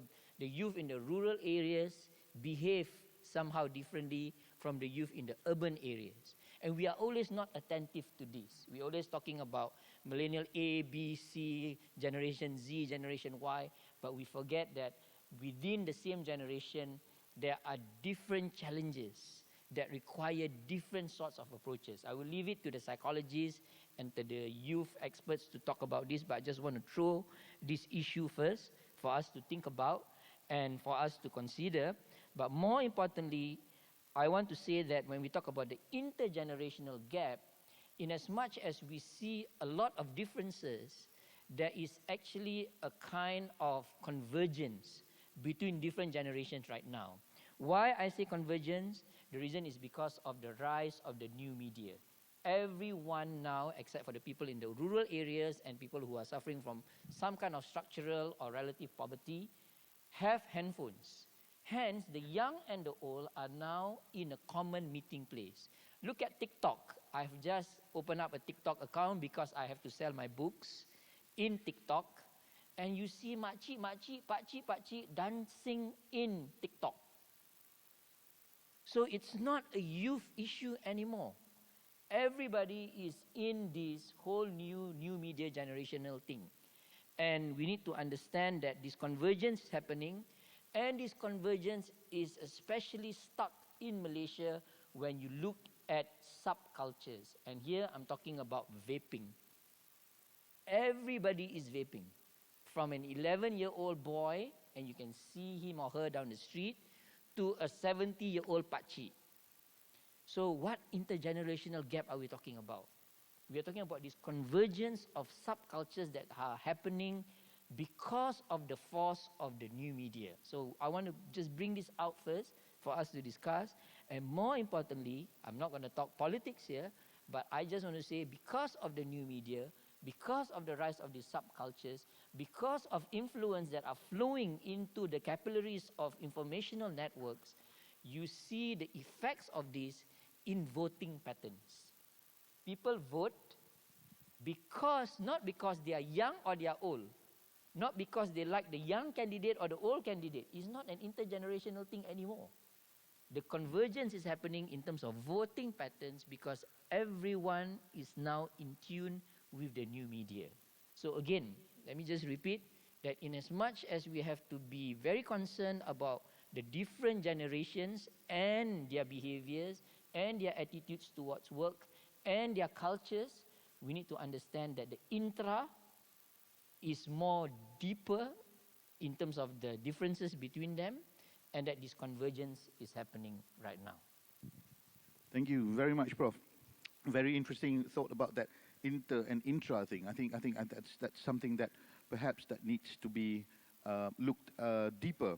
And there is this very interesting thought about the convergence of culture and how it relates to voting patterns, where I think the current policymakers should be able to realize that understanding such gaps will allow them to actually create better social and social policies, for example, that would actually be beneficial for all parts of the people. So I think it's very interesting to talk also about that it is inevitable. It will happen. I remember those days when you're talking about my parents wearing flares, you know, kaki seluar, 26 inches, 26 inches flares. And when it comes to my time, getting to know the first rock group, right, there will be very tight jeans. And suddenly you realize in a cycle of 20 to 30 years, due to the information that you're saying, you get younger group of people wearing flares. Yes, coming back to retro. So perhaps it is a cycle. So it is something that needs to be looked into. So very interesting points. Thank you so much, Prof. Let us continue a bit then. You also talked about when we, my time, for example, my parents tend to know the best for me. There were very little discussion, especially in terms of what you want to be. Quoting from Ibu Mertuaku, right? Tak ada dalam keturunan, none in my generation would be musicians. You know, everybody wants to be lawyers, doctors, and you know, judges and things like that. So when it comes to career path, my father was pretty much influential in terms of putting me where I am. There were very little discussion here and there, but the current group now is more, you know, vocal in terms of telling what they want to do. So these are some common misconceptions, perhaps, and whether it is also a thing called the Asian upbringing. You know, coming from the Philippines, I think you're very well aware of Joe Coy and his stand-up comedy, and he always says that the Asian parenting is parents knows best. So that's probably one of the many misconceptions and stereotypes about different generations, I think. And Prof. Cruz, I just wonder, how do they contribute, these stereotypings, to generation gap issues? Is it harder for Asian people, or is it easier for us to be succumbing to generational gaps? Okay, thank you. I'm very happy to be here. Thank you so much. Good morning. My approach to this question is at a individual human level. So my studies has revolved mostly around understanding human beings and knowing that 24 hours a day, 7 days a week, human beings are behaving in a way that they are trying to satisfy their needs. So all of you are sitting here in front today. I'm curious, what need of yours are you trying to satisfy by being here today? Some of you are here because your boss told you to be here, maybe. Some of you are here because you really want to become the best version of yourself, etc. No? So I think when we talk about stereotypes, there is a certain kind of judgment attached to it. So this has something to do with human need to judge. They have to make a decision. Should I trust my parents when they tell me I should do this?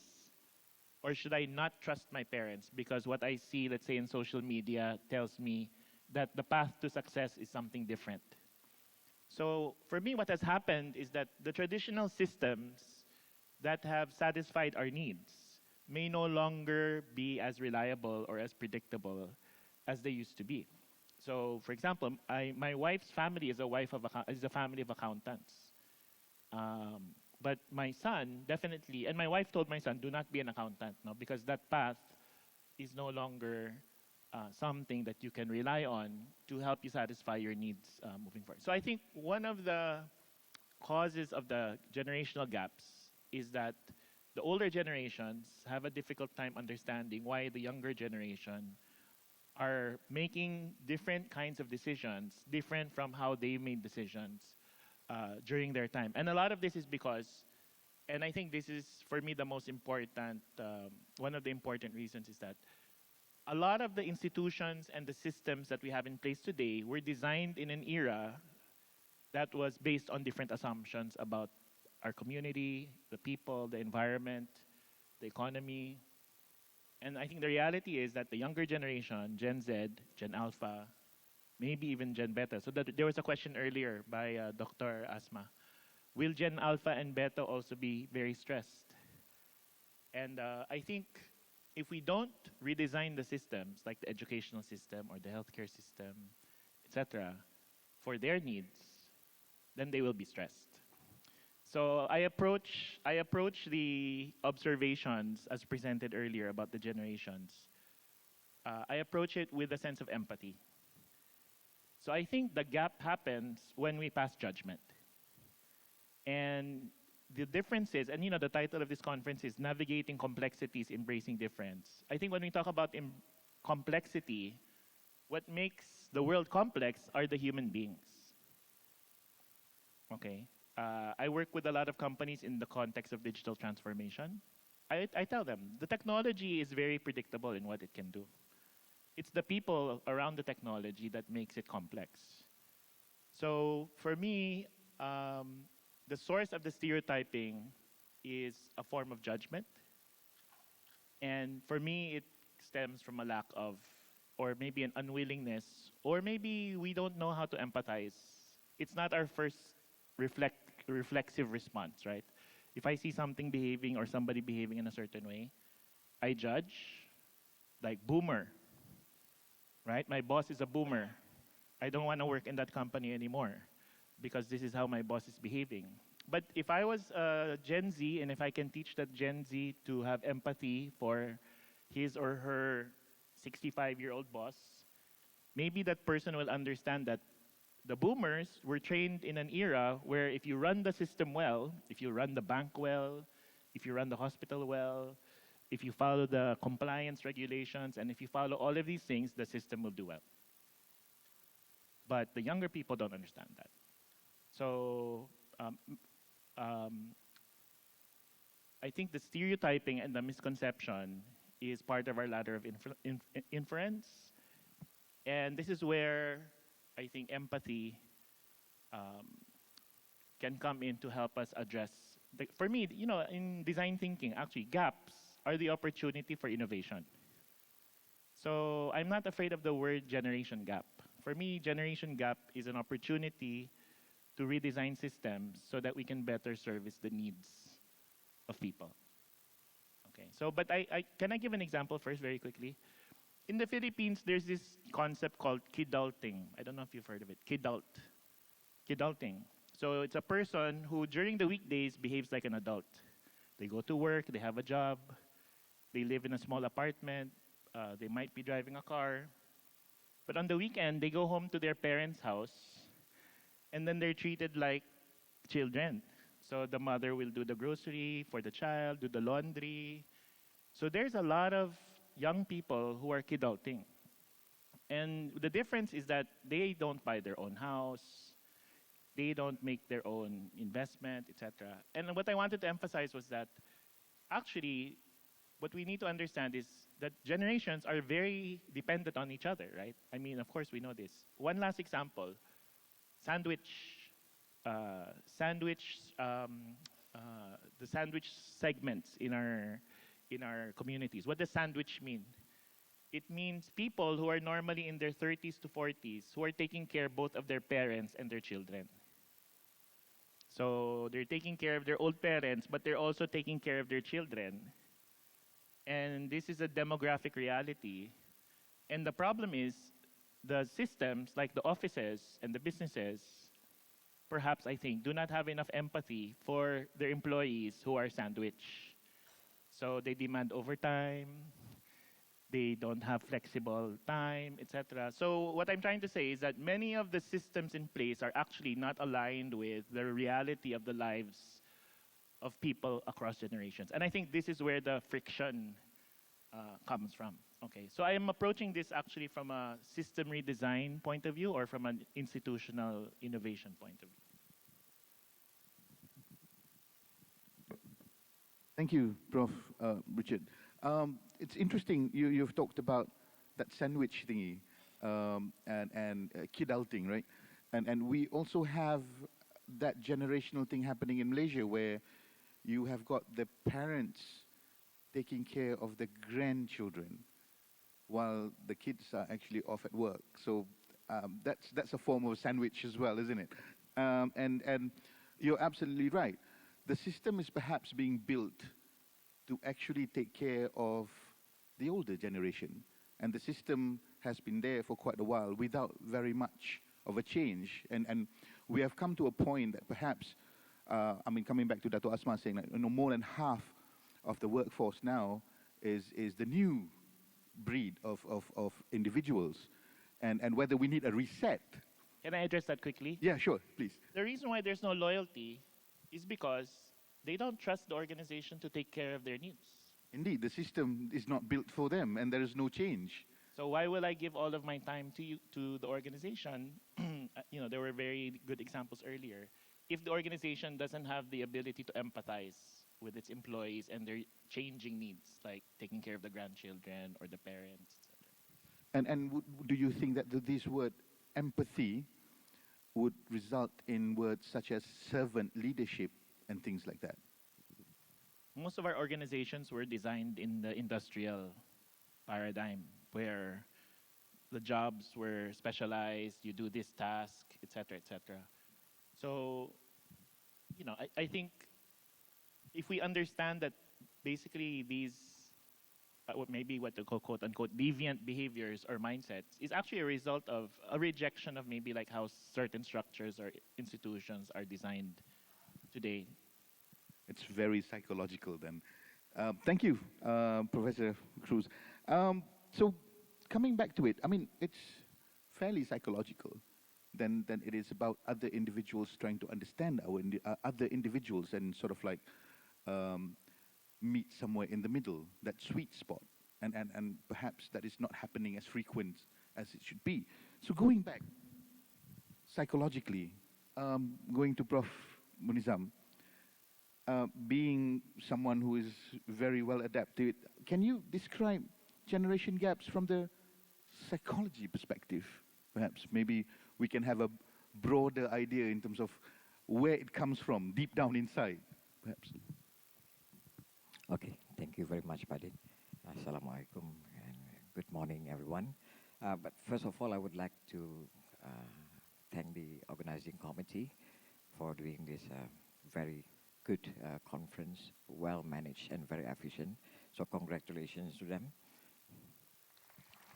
And I'm honored to be among these esteemed academicians and friends. Now, we are talking about generation gap. I have a presentation. It seems that I'm the odd one out. So, but never mind if you can show me the presentation. Okay. Now, my perspective about generation gap is slightly different than what is being mentioned earlier by Datuk Asma. But yeah, of course, who are we but not academicians? We like to argue. So, but I do agree with the line of thinking of our panelists before. Now, we talk about generation gaps. I've been comparing the two, how they say, it's the chronology of the generation gap. We got Generation Z, Millennials, Generation X, post-war boomers, baby boomers. Then the other one is like Millennials, iGen, now it's called Generation Alpha, baby boomers, the greatest generation. So they've got different label of generation, yeah? And the year is slightly different, but not that much, but there's a difference in terms of year. Now, my first question, probably I'll be offering more questions than answer, but it is something that, as Prof just now mentioned, it's something that we can discuss later. First of all, how do you define the generation? What is the most significant event that defines, that differentiate between one generation to the other? Now, I can accept World War II as the definition, but after that, how do you define this? How do you label this generation? I'm quite confused because I've been looking at some significant events in the world that makes the change, but I don't see any. So now this is the issue, because I'm thinking from a psychological point of view. I will explain it before the end of this. That is why I try to do a presentation, not because I'm diligent, but because I want to illustrate the situation. Now, we go to the second slide.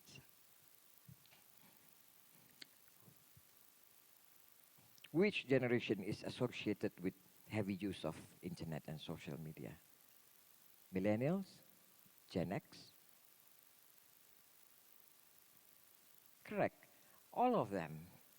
Even my mother, who is like 75 years old, is using internet, WhatsApp. So basically, we are all affected regardless of the generation, whether it is Generation X, Millennials, Alpha, probably, I'm not sure, the Beta, I'm not sure whether they've been born yet. So this is my issue, that when it comes to, when we talk about millennials as those who are tech savvy, those who are supposed to be good in internet, Bill Gates is from what generation? Now, this is the question that keep on appearing to my mind at 3 o'clock in the morning after I got the question. So I've been looking and looking, I've been searching. I couldn't find the answer. How do you define generation gap? Now, the next one. Next slide, please. Okay. Seminal event that defined. This is something that I mentioned just now. Different, it's not obvious. And then the next one. Now, millennials are tech-savvy generation. May I know how many millennials there? Can you raise up your hand just now? Do you know what is this? Since you are so... Correct. So, are you tech-savvy or the millennials are tech-savvy? This is VCR. This is the most important tools during our time. Something wrong with this, there's any scratch, then it's gone. You have to pay, I don't know how much. It is very expensive. And if you are the ones who scratch this thing, it's like, memang kena marah lah. Memang kena. Now, millennials are tech savvy. The statement, I disagree with the statement, if possible, because Gen X, the technology that exists during that time, it is the latest technology. So if you're saying that the millennials are tech savvy, what is tech? But it's improvement of technology, improvement of things. So during that time, this is the most technological invention. And then we have the Sony Walkman. And what are the technologies? Atari games, PS1. These are technology. But during that time, the Gen X is the most tech-savvy. Because, of course, my father won't play PS1, PS2. We'll be playing that. So they say, oh, you are tech-savvy. Because that technology exists during that generation. So now we have more technologies. So is it the technology make the people, or the people is it that we are the ones who create technology, or the technology create us? So this is my question actually. Next one. Great Depression, baby boomers, worldwide occurrence or specifically American? So we are talking about baby boomers as those who were born in 1946. Their parents are those who experienced Great Depression. So you expect them to have this kind of mentality, attitude in terms of work. But when did we face Great Depression in Malaysia? So that is my question. So sometimes we get this concept from America, for example. We try to apply to our part. Maybe it is true. I'm not trying to argue whether this is true or not. But for me, from my point of view, it is specifically American. Baby boomers, we don't use that baby boomers. Probably during that age, we are still thinking about kemerdekaan. We're still thinking building our nation. Whereas America is rebuild their nation after the Great Depression back in 1930s. I think, Prof, you know more about the dates and everything on history. So this is my question, yeah? Next one. Now, we talk about millennials. I'm nitpicking now, but when you talk about millennials, from which calendar? Of course, it's Roman calendar, but Islam, the Muslim, they had a calendar there. So what millennials are they from? 1900, Chinese and Indian. They have all their old calendars. So the term itself is not really reflect, but unless, as I said just now, I'm nitpicking. When you say nitpicking, meaning this is not really, it's not really relevant because you can use the term for linguists. Probably they say we can accept that. Now, before I move to the next slide, people say just now that Generation X is the most hardworking. They prefer to get feedback from their leader. They are very creative, so and so. What if I tell you that Generation X probably, millennials or Generation X, you are narcissistic? Huh? You are self-centered. Do you accept that? Now, no, I don't mean that you are narcissistic or you are self-centered, yeah? Because normally when we talk about positive things, people tend to relate, yeah, it's me.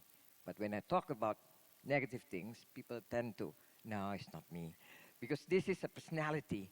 So we go to the next slide. Because what I did is I checked Wikipedia, and this is the statement. Some consider millennials to be narcissistic and self-centered. When millennials first enter a new organization, they are greeted by wary co-workers. So this is a statement in Wikipedia. I just checked. Growing up, millennials look to parents, teachers, and coaches as a source of praise and support. May I know whether this changed? When did this change? When we look for our parents for support? When they are baby boomers, they don't look for their parents for support. When they are Generation X, millennials, whatever, this is a natural occurrence when we look for our parents for support. The only thing is that sometimes the parents are sensitive. You got parents who are strict. It's about how the parents' leadership style. it depends on so many things. So if I say that millennials to be narcissistic, because we get so many positive information about millennials, but the negative information, once you see this, you disagree. So basically the argument before that you are always, whatever it is, good or bad, you accept. Now, I think I'm reaching the second last, probably. Next slide, please. Now, this is what, as a psychologist, because you asked me from psychologist perspective about generation gap. Now, generation defined by traits. What about from psychological point of view, the biological perspective of behavior? Nature versus nurture. Whether your behavior is influenced by nature or nurture. Whether you're being nurtured by your parents or because of your biological aspect. What about that? That define a human being instead of generation gap. Now, personality traits. When we talk about personality traits, you score high on extroversion. Whether extroversion is the purview or only exclusively given to those baby boomers or Generation X. In psychology, no. Age played a role, but not as significantly when it comes to personality traits. And by nature, personality traits, they are consistent, except for few situations, or few life-changing situations that change your personality. But personality is not governed by which generation you belong to. It is a universal trait. Now, so this is my last point, hopefully. From lifespan development, this is part of psychology. Yeah? Psychology, when we talk about lifespan development, we talk about age. At certain age, you behave in certain way. At certain age, you behave in another way. So I couldn't predict what alpha generation will behave in the future. But what I know, the older you get, the more you think about family, regardless of your generation. You prefer to live with your family, whether you are parents, whether you're a son, at certain age, at management, for example. Of course, when you're young, you have knowledge, you have the energy, but probably lack the wisdom, because you gain wisdom through practice. Now, in lifespan development, you develop all these things at the age of 40, at the age of 50, at the age of 60, 70, and 80. These things will develop not because you belong to a certain generation, but normally this will happen due to age. So this is my whole point. From psychological perspective, probably we disagree with the statement. But yeah, this is a forum. You are free to ask me questions or disagree with me. Thank you very much, Badin.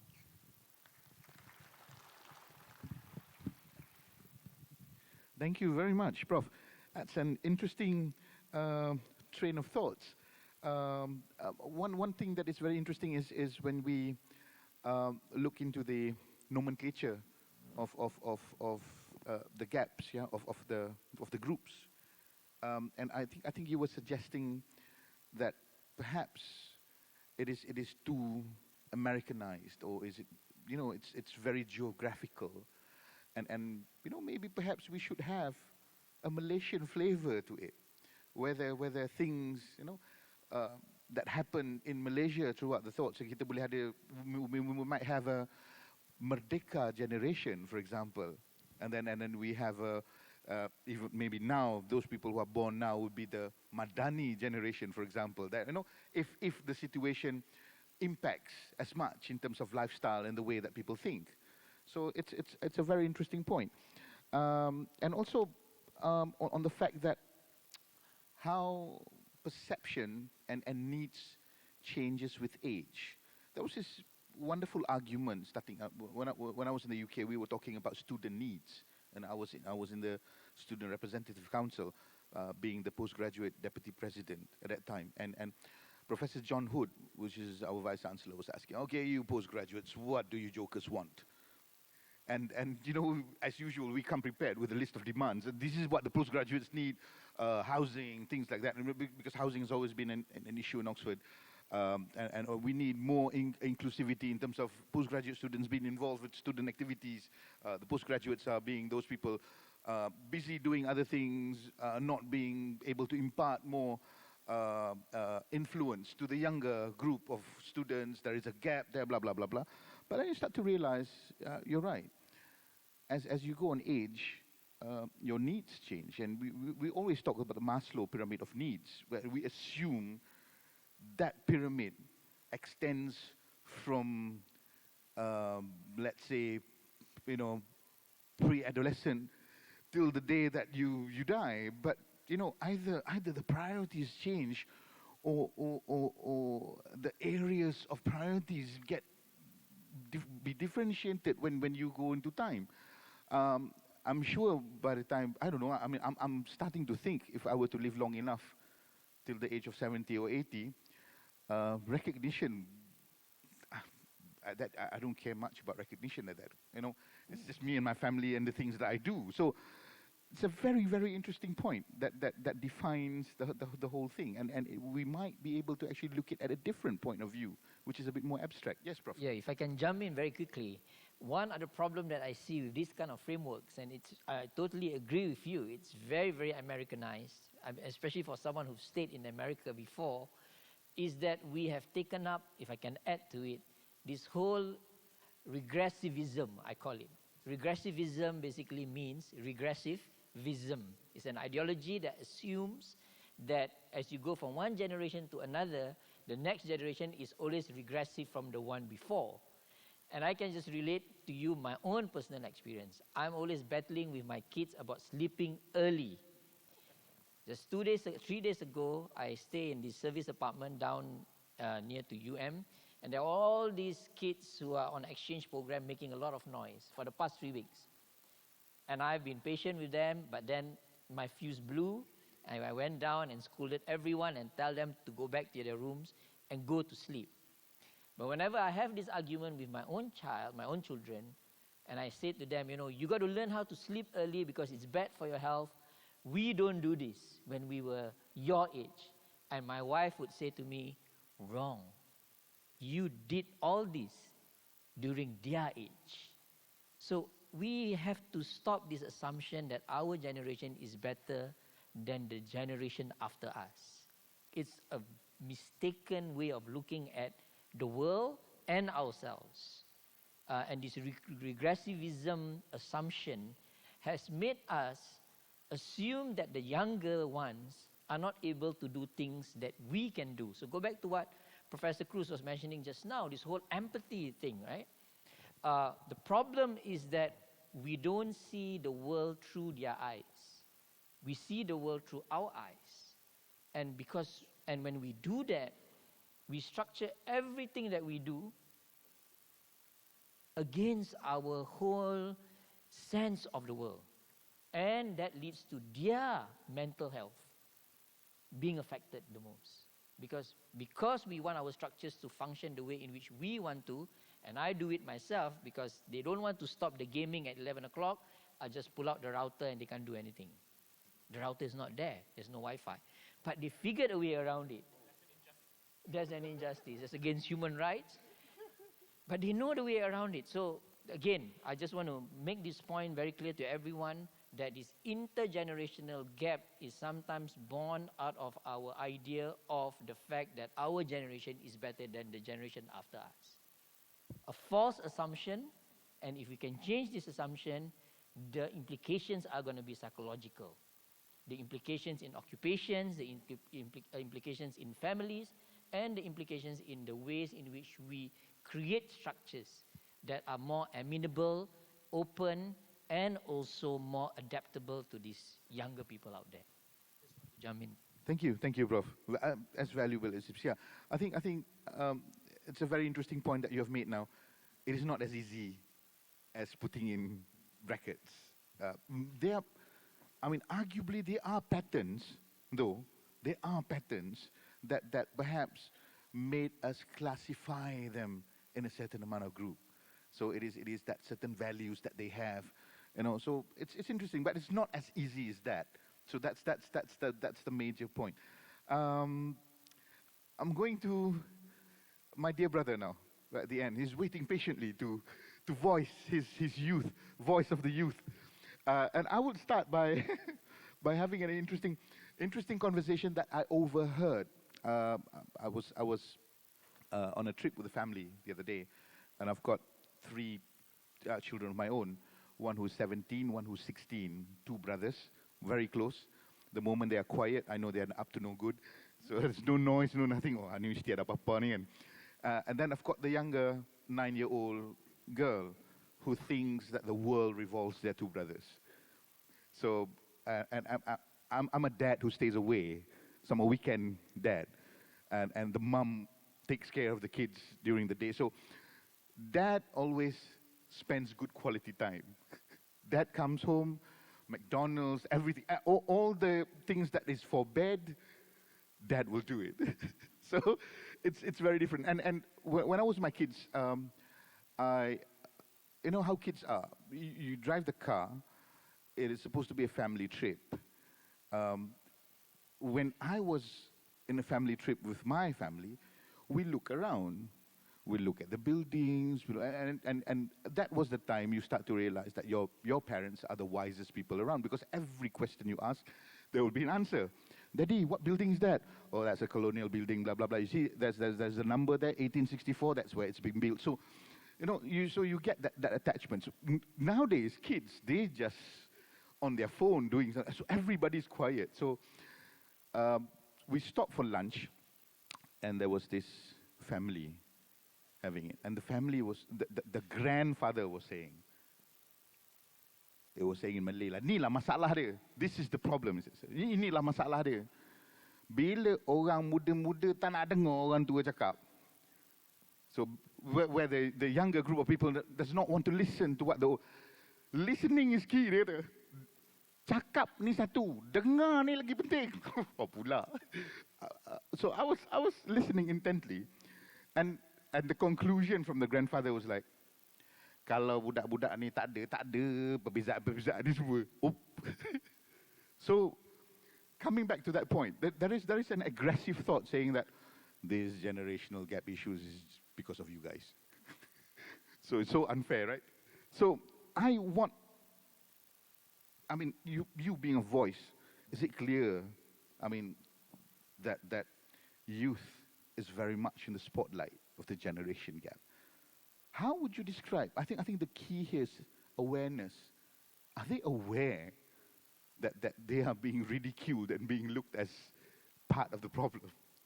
And youth, in terms of understanding, do they understand what is defined by generational gaps? And are they ready to actually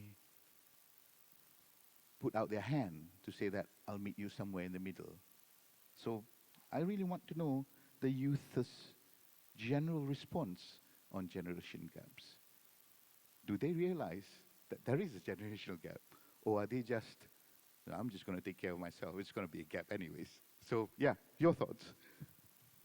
Assalamualaikum warahmatullahi wabarakatuh. A very good morning. Thank you, Pak Din. And first of all, on behalf of Malaysia Youth Council, I would like to thank the organizing committees for inviting us. I'm the only non-academician here on stage.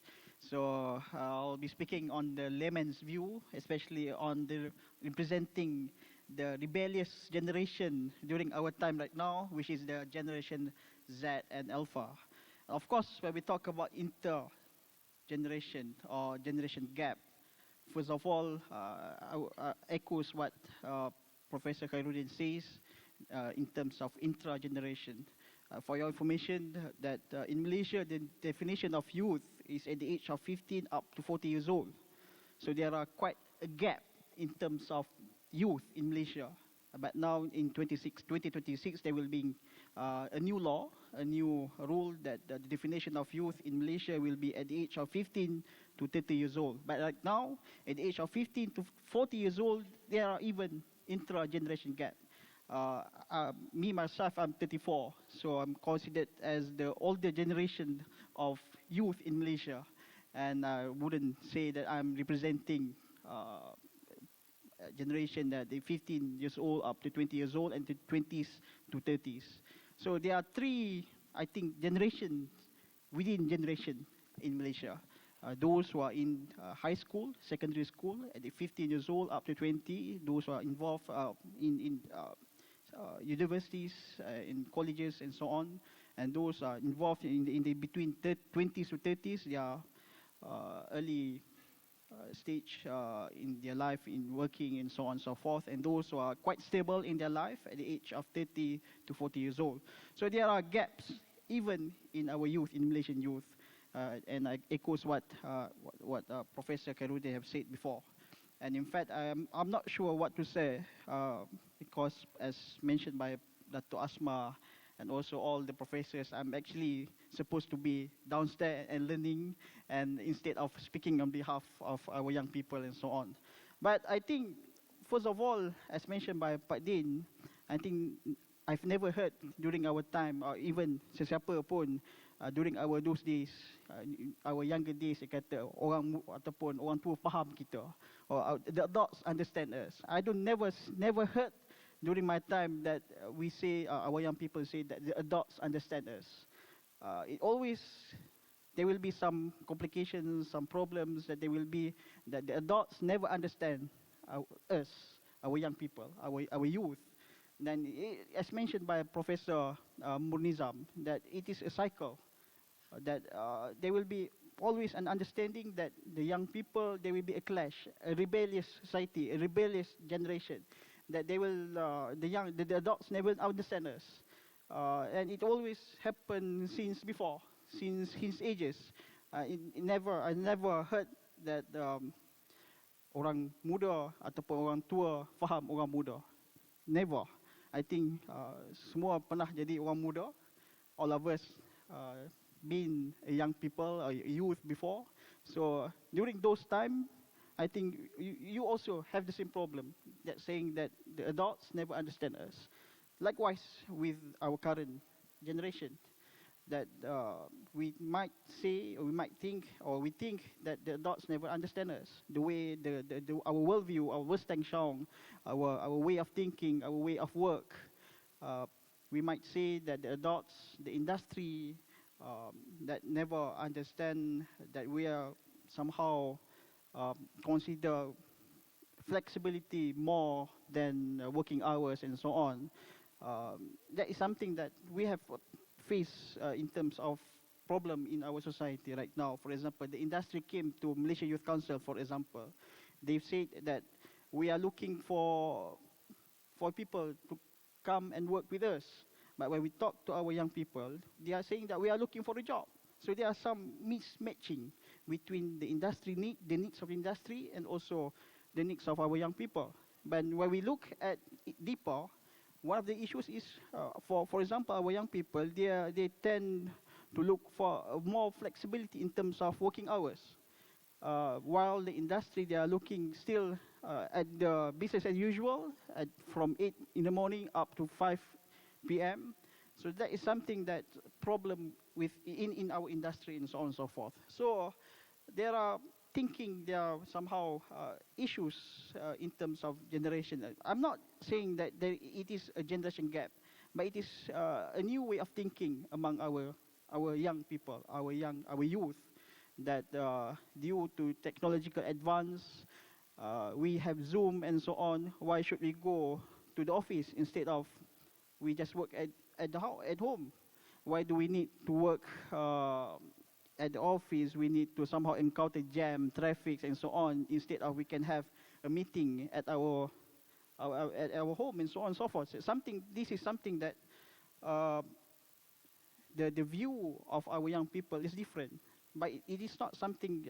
It is not a gap that makes a generation gap as it is.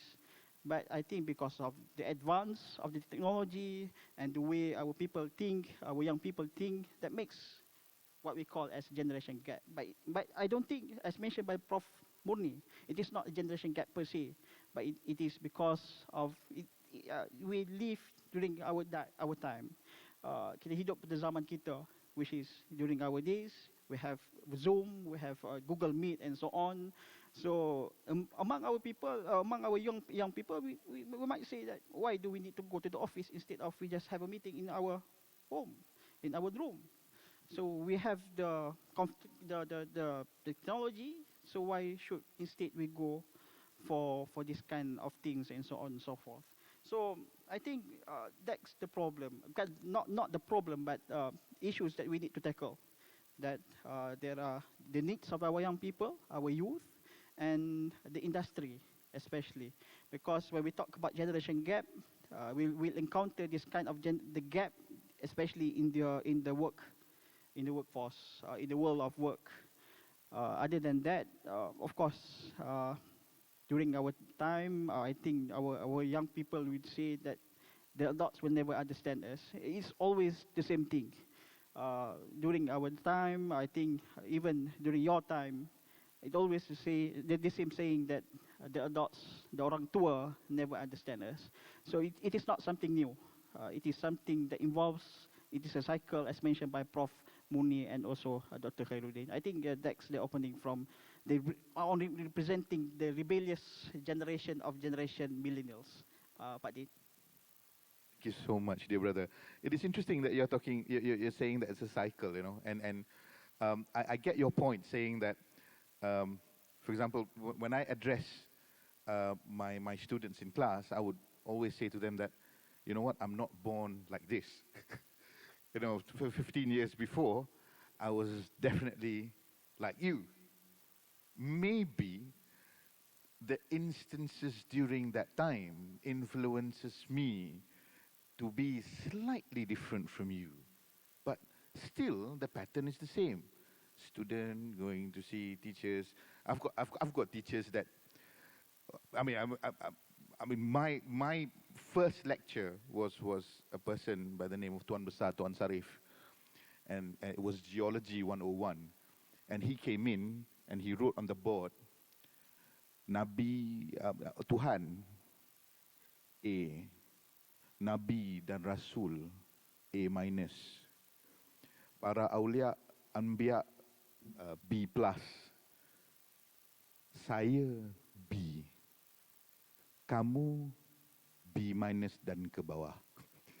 So this is the age where I had my way of going to lectures, which is basically taboo now. You can't do that now. So you can see that. But it is a cycle. Once in a while, you would get that colorful character that escapes because the way that he says it differently, but still the same message. So it's a very interesting point that you're saying, that everybody goes through a young age at different points of life. So actually, we finished round one. So the fundamentals here would be number one. We can't deny that there are differences. Each, well, whether we want to call it a gap, whether we want to call it a clash, whether we want to call it differences, we admit that they are differences. The question now is learning about the issues and challenges and how are we going to work forward. So that's the key thing. So we have established saying that perhaps the nomenclature will be slightly different. We can't be too American-centric in terms of putting in the definition. It perhaps varies. It's a Malaysian way. There is a Filipino way of looking at it. So deeper understanding is needed. That's number one before we start to sort of like put them into groups. And of course, we have to admit that differences do happen. So I would like to start round two and looking into the issues and challenges by continuing with what our dear brother said. It is a cycle. And I'm now very confused at the fact that it is a cycle. You know that it's coming. You know that it's there. But it keeps coming and coming and coming and coming. So, Prof, being a historian, historical learnings and experiences, if carefully analyzed, are important in charting the future. I mean, we always look back. Tunku Abdul Rahman wrote the book Looking Back. So we go back into the future. And we know that this generation gap thing goes back generations. Yet, it is still unsolved. And firstly, what picture the history painted us in relation to the last generation gap phenomenon? I mean, what did the history tell us? Have we not learned from it so that we can actually bridge this smaller? Or is no one interested in reading history anymore? So that's number one. You know, what are key learnings that are relevant to the current scenario? And secondly, what support system that is needed? Where have we gone wrong, or what we've cut short? So maybe, I mean, it's free for all panelists, but I really want Prof to cite on the historical part. Have we not learned from history?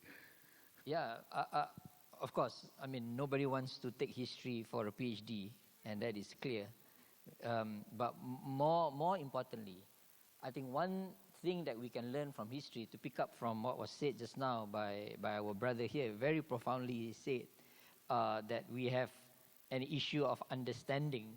We don't understand the younger generation. I just want to ask the ladies here a very personal question.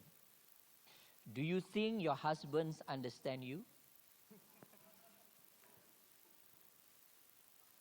Please put up your hand if your husband truly understands you. I think we better stop here. So, even within our own generation, we recognize that there is no way for the other gender to understand you.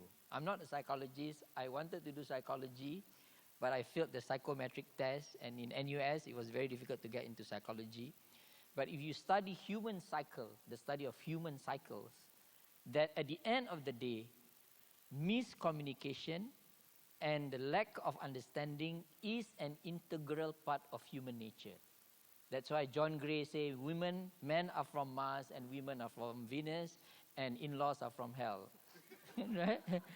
That's a joke. I made that one up. Right? That's why they are called in-laws, because they are always the law. But the point is that if we assume that you can understand the next generation, you need to understand that you cannot understand your own generation. And this misunderstanding is something that history tells us, that we will always have inadequate understanding. Now here comes philosophy. There is a great scholar, a German one, whose name is Hans-Georg Gadamer, Gadamer. And he wrote a wonderful book that has not been studied enough called Truth and Method. In Truth and Method, he gave a theory derived from art, which he calls the fusion of horizons. It's a very beautiful term where he says that every human being, and this is a psychological point that he's making, is born with a certain horizon. That means we look at things in a certain way and it defines us, men and women, children and parents. The point is to come to a fusion, and this is something that we can learn from history. The fusion comes with one thing, and this is something that I'm discussing in my new book on Sufism.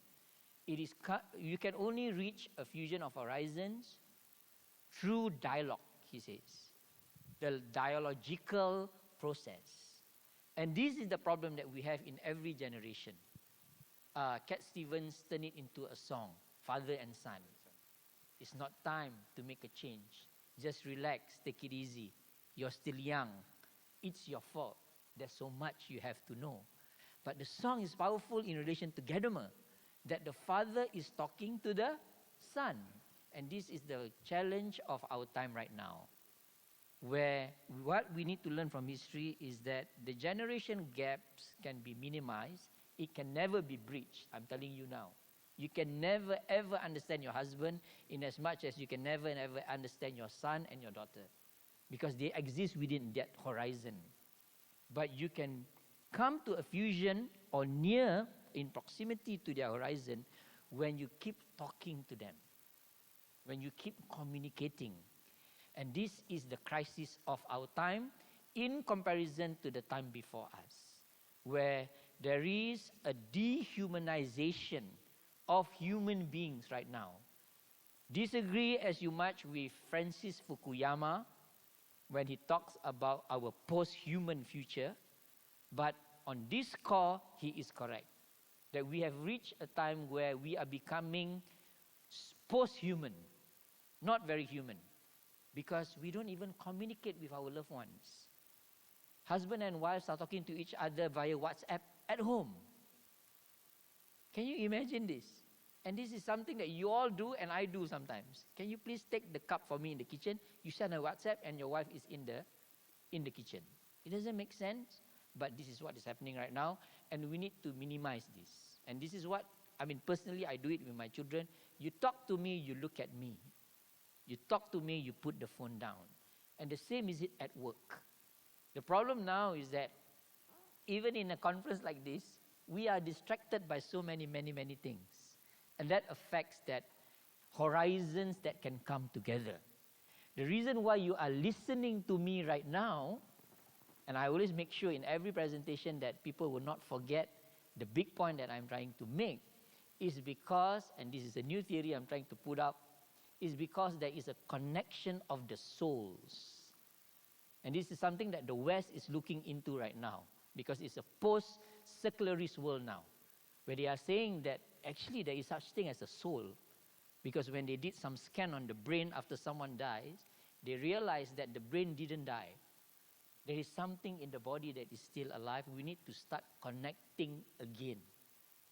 And history tells us that when societies start to connect, and there is a study right now, I don't know whether you all know this concept called Ikigai. Ikigai, how to reach self-realization. They did a study, 2 psychologists, I forgot their name, but they published this book called Ikigai, the Japanese way of living a good life.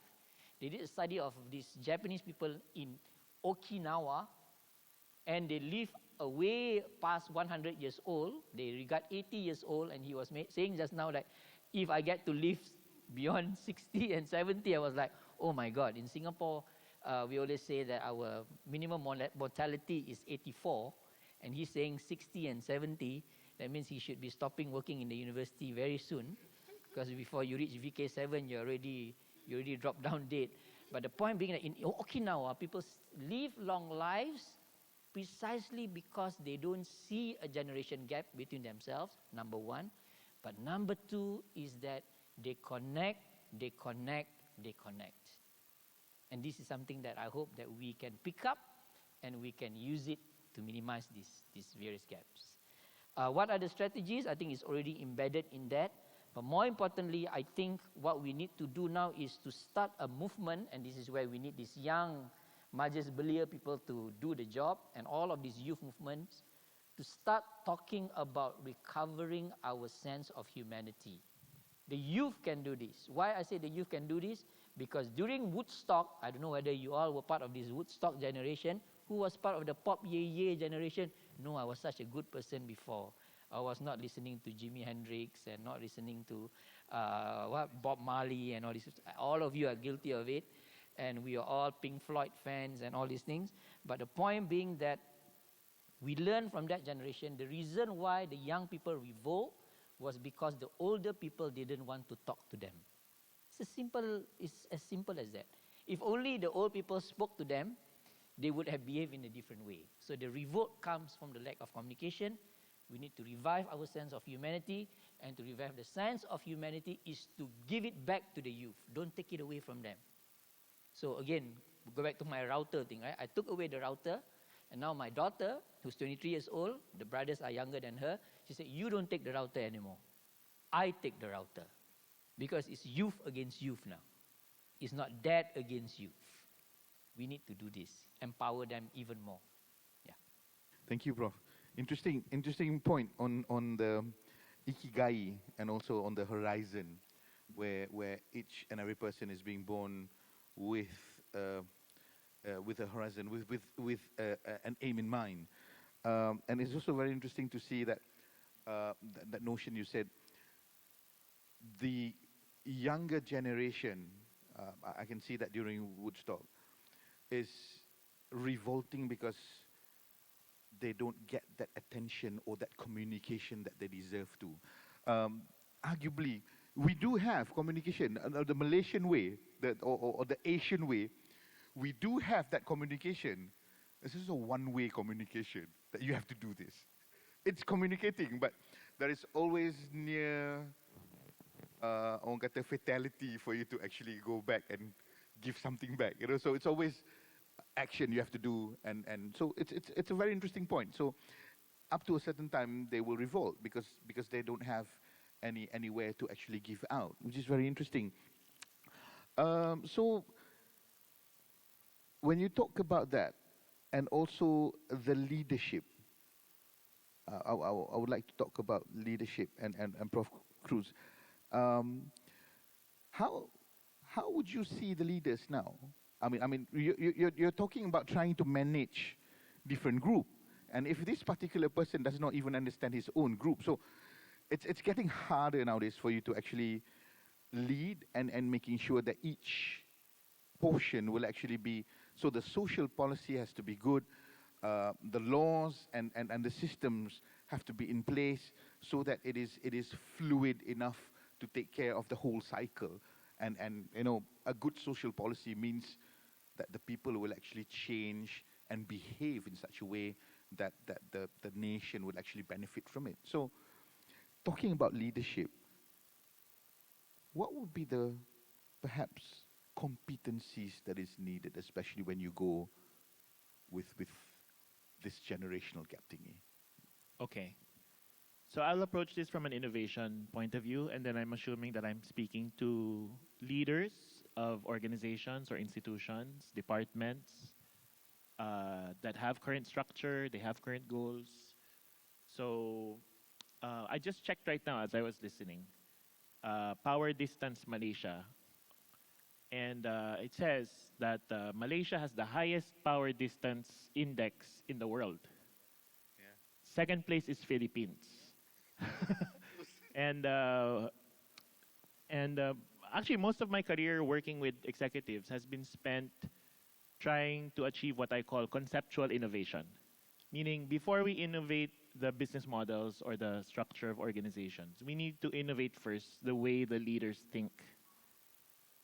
And you know, when we talk about engaging and having empathy for others, the young generation, I think the reason why young people don't speak and engage in conversation is because there's real fear. And I'm sure that holds true for all other demographics, no? Not just age demographics, but also gender, income. So this is why justice and governance and transparency is critical, because we need to create that environment of transparency and integrity in the decision-making process so that people will feel safe participating in having that conversation. And unfortunately, most of the policies of how to become a leader, a formal leader in organizations, it's not open for anybody. It's not necessarily open to the person who has the best leadership capability, unfortunately.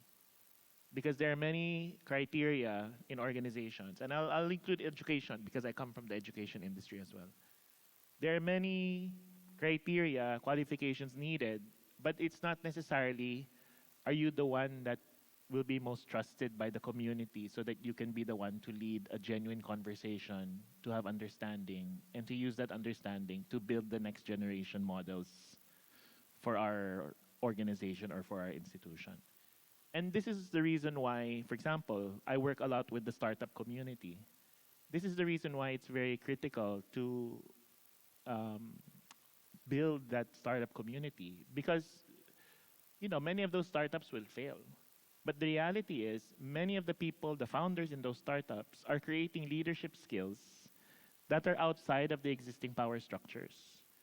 When you work in the startup ecosystem, the objective of the startup is to disrupt the system. That's why whenever you go into an incubator, the terminology that they use is, our startup wants to disrupt the status quo.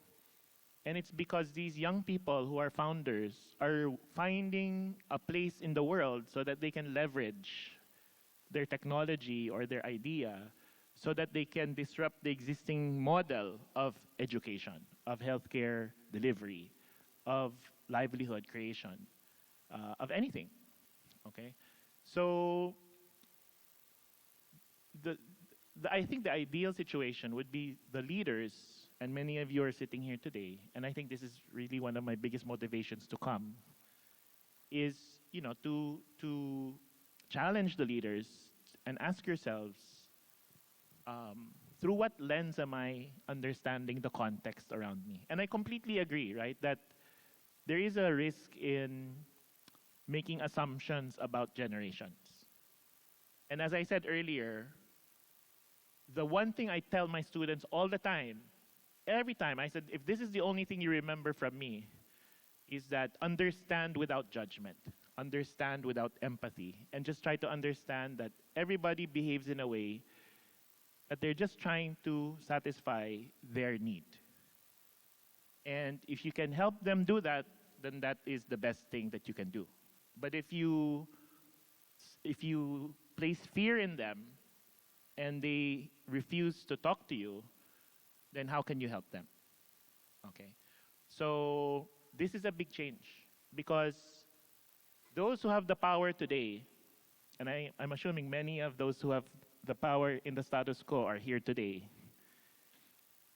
the kind of leadership moving forward is a more vulnerable type of leadership, right? That maybe for some of us, we're not used to that kind of leadership where it's more about listening rather than telling. And this is the challenge. And many of that telling, for example, that's why I'm not always in support of things like regulation and compliance, because many of these compliance and regulatory requirements have certain assumptions that are not necessarily inclusive, or they're not necessarily authentic, or etc. Okay, so maybe for me the most important leadership quality today is to have a strong vision about our collective future, and to be able to articulate, right, that everybody in my organization, I don't know, what is the youngest age that you can hire a person? What is the youngest legal age that you can hire somebody to work in a company? 18. Okay. And what is the oldest? Like, what is the mandatory retirement age? 60. So there's already this policy that you can only engage this demographic group. Okay. So I guess what I'm trying to say is that for me, the leadership quality today is have a strong vision for the collective well-being of the group. The reason why people disengage from work is because the vision is only for the shareholders. In many cases, right? There's no vision for the people working in Jollibee. But now I'll say that I'm quite hopeful, because in the Philippines, certain conglomerates that we work with are more progressive now in terms of like discussing what are the outcomes that they hope their employees will have. So they talk about uplifting their employees, and they have a definition in terms of access to healthcare, etc. So I don't know how you will view this. Do you view trying to have more empathy as an ethical choice?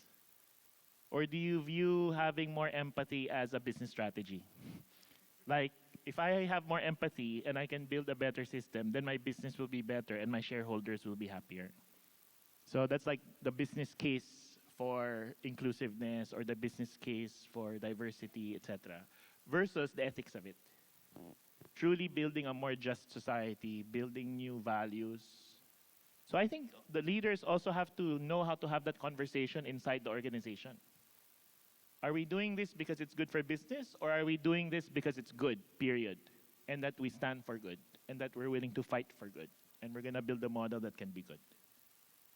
So I think, when we talk about a post-human world, these are the choices that we're facing. Will we decide to be human or not? It's a choice, and there's no business case for deciding to be human. Right? I mean, how can you make that? But where is the confidence that the leaders will draw from that will help them and guide them to make that decision that my organization will do this because it may be more expensive, but it's good and it's ethical and it's good for the youth and it's an investment in the long term. Okay, so the short-termism of many of the decisions, like I have to make this decision because the current political environment dictates it, rather than making a long-term decision, I think that's another skill. Okay, maybe one last point.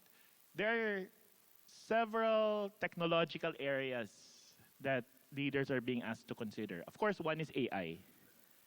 AI will already make a world that was already exponential even more rapid in terms of its progression. Okay. The second one is sustainability sciences, right? Energy, decarbonization, everything in relation to activity with the least amount of impact. And then the third is longevity, which will have an impact on the length of life. So I think right now in Malaysia, the expectancy is in the mid-70s. But if the retirement age is 60, then what do you expect people to do for 15 years? And how are we supposed to tap into that resource? Especially since Malaysia, I think, is an aging economy, an aging country, much way ahead of the Philippines. Philippines is a very young country. We will be the last country to have a birth rate that is still above replacement. I think Malaysia is already below as we speak right now. No? So your demographics is already narrower in the lower. Philippines is still quite. So I can imagine in the future, like the Philippine youth will be engaging not just in the Philippines, but they will have to engage with other countries that are aging. Okay, so there's also going to be some kind of cross border now. But just going back, this vision, like what should 70-year-olds be doing in the future? Okay, and maybe one last thing. I know you're going to ask this later, but I'll just mention it now about the education system. Do we really need to have kids sitting in a classroom for so many years straight, full time? Or is there another way that young people can prepare themselves for the world? And for me, most of my work is with leaders who are willing to explore what we call emergent practice.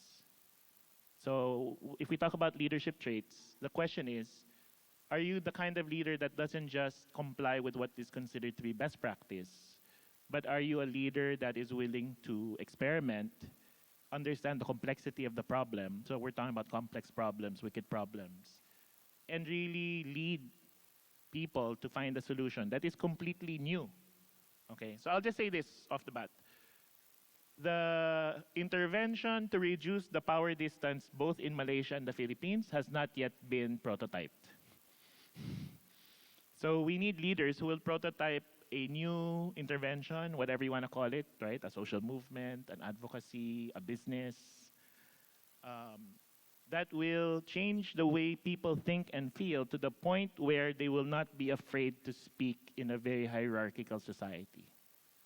Meaning we need to change the hierarchy. So simply put, the leadership capability is leaders need to be able to change the dynamics of relationships and communication and listening. So if you're only doing your weekly meeting with your staff and you're not happy with the feedback that you're getting, then the leader has to figure out, how might I change the environment in which this communication and then this relationship can blossom so that we can have a deeper understanding of what's really happening, a deeper sense of empathy towards each other. Because ultimately, the real innovation is not in the technological side, but the real innovation is in the social interaction. Do we know how to innovate social interaction? It's difficult. It's very difficult. I don't know if there's any single person here who has the courage to challenge the existing social interactions. And I'll just say, like within academe, for example, and this is under a lot of criticism today, no? The social interactions within academe, because the question is the return on investment in education and academia, improving, given that these resources are becoming more scarcer as we move forward. Okay, so my hope is that we have the courage to speak up, even if we all belong to countries that have high power distance. Okay. Thank you, Prof. Very interesting. It slightly goes against the Asian norm, isn't it? Where the moment you start to talk about certain things, people might misconstrue saying that you are actually trying to sort of like rock the boat in terms of that. So we are less. Asians are known to be less confrontational. Can I just quickly respond to that? Right. I don't know, but I think Asians are also known to be more in touch with nature. Right. The indigenous, our ancestors, were known to be more in touch with nature. And this is why I also have a personal affinity to the Irish people, because the Irish, I know, also has a very strong affinity to their landscape and to their, to their environment. But I think we do have a sensitivity to the biological systems. Okay. Got it. And I think it was supplanted because maybe many of us were educated in a different perspective. Okay. So I think, but if you look at the traditional religions, I think many of them were really rooted in deep respect for nature and for natural system. Right. And it's also interesting that you have talked about how disruption, leveraging on disruption, and we do not take care of the stakeholders as much, rather than leveraging on such disruptions will actually come to relevance, where you start to make decisions whether it's based on purely business or whether it's on the human side. So always goes back to the psychological bit of leadership, isn't it? So I'm just going back to Prof. Murnizam. Let's scale it a bit lower. Let's look into the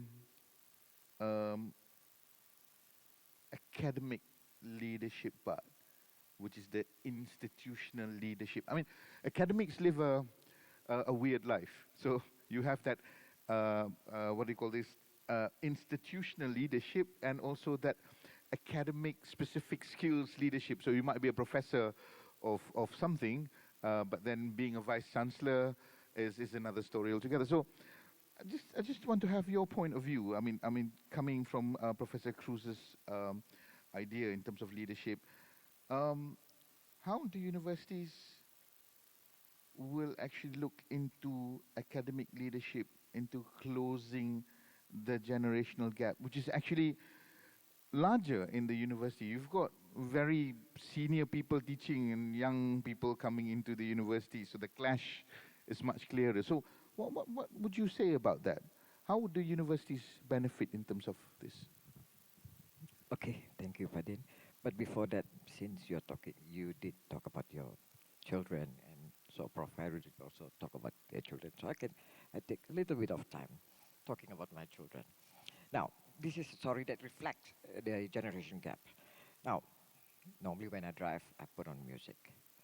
So this time, I wanted to change the situation. I changed the environment by saying, okay, you get to choose one song. Everybody get to choose one song. The daughters choose another song. So I started with Something So Beautiful by Bee Gees. How Deep Is Your Love? I see your eyes in the morning sun. I feel you touch me in the pouring rain. Now, such a beautiful song, meaningful song. Then is my daughter turn. And she was playing Korean song, which I have no idea of. Yes, K-pop song. It's like dum dum dum dum dum dum. I was like in the car. I said, what is this? But that reflects the generation gap. Who got a better taste in music? Me or her? I think it's both. Because at her generation, this is the popular music. Yes. So it happens. But I was like, okay, that was the last time I asked them to put any songs in the car. After that, no, please. You can listen in your own room, but not in the car. Okay. Now, we talk about academic leadership in a university.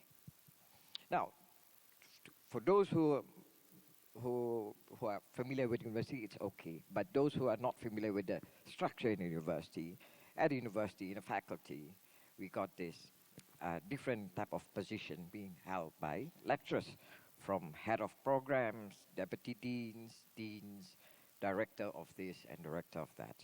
Now, this position, normally you will hold the position for 2 or 3 years before being appointed or or otherwise being rested. Now, this position is not a position of prestige, I tell you. Sometimes, as the head of program, normally they will choose either a very efficient person, not normally senior, and usually the youngest member of the faculty. That position of leadership is given to the youngest member of the faculty. Why? It's because you can ask them to do everything. They are more likely to agree to do all sorts of dirty work for you, while you have the chance to go outside, do your field work, and they manage the whole thing. So this is what happened at my university. If you ask the senior person, they might be able to do it, but some are okay, they are good people, they are not so good people. So in a university, you could like finish your PhD at 25, you can become the head of program. Do not be too proud of that. I give you an example. This lecturer, this Ketua program, newly completed her PhD. Then during the now we assess vetting the exam result. So the Ketua program, the head of program, will call the senior lecturer, who happens to be their ex-supervisor. Prof, can you give me the course file? Have you completed the table 4? They will, I think most of the time, they don't get the cooperation they needed. Now, this is generation gap, whereby the younger ones will be the leader, while the older ones will be the follower. But that hierarchy is not normally being observed in a faculty. Then this is the clashes. When you talk about generation, I'm talking about age. I'm talking about you asking your ex-supervisor, which you adore, while doing your PhD, now you're telling him, can you submit your document? I'm in trouble because the dean is asking me for the document. So this is the example of generation gap issues in academic leadership. Not to mention about the culture of Malaysian, whereby when we disagree with someone, in the end you have to defer to them because they are older than you. No matter how rational, how logical your argument is, yet you still differ to the point whereby you say, yes, Prof, you are right, without actually meaning it. Now, this is the generation gap issues in university. Now, secondly, you mentioned how to close the gap. And I'm in cahoots with you. I agree totally with Prof. Khairuddin said. Why do we need to close the gap? Why don't we embrace generation gap? This is the question. Because the reason why we want to close the gap is when we think that there is a problem. And we need to find a solution to the problem. But what problem it is? What is the problem? Being young is not a sin, and neither it is a crime. So what I'm trying to do here? For me, I want to embrace that because I got the strength of youth. I got the exuberance of youth to complement my aging body probably. So we got this. Just imagine, I just want you to imagine, when you watch this Marvel movie lah kan, the ones that they kill Thanos. What will happen if you have 5 Thors fighting against Thanos? 5 Thors. Instead of Spider-Man, instead of the elasticity of Spider-Man, the intelligence of Bruce Banner, the wisdom of Iron Man. But instead of that, you get 5 Thors. Too predictable, I wouldn't watch it because like the 5 people will do the same thing and will do the same mistake over and over again because there's no variety, diversity. And when we talk about gender gap, as Prof mentioned just now, we are talking also about the gender, race, religion, so many diversity. But instead of addressing it as a problem, I would look at it as an opportunity to improve, because we always say that we learn from everyone. Do we actually practice that? Because to say it is easy, to actually practice that is another thing. So for me, from academic leadership perspective, it is about working together because you are being paid to work. It's not about being paid to judge people. It's about to understand people. That is the difference. Because you be trained, I mean, the government spend around $500,000, $250,000 to train you to get your PhD. Use the same knowledge you learn, the critical thinking, the creative thinking, the understanding of different or various theory, and apply it at university level as a leader in a university. So that's it for me from now. Paddy? Yeah, one last question. Right. So, thank you so much, Prof. It's so interesting when you talk about opportunities to embrace. You know, what doesn't kill you will make you stronger. Doesn't go against the law to be different, isn't it? It's just the first time when I was abroad, right?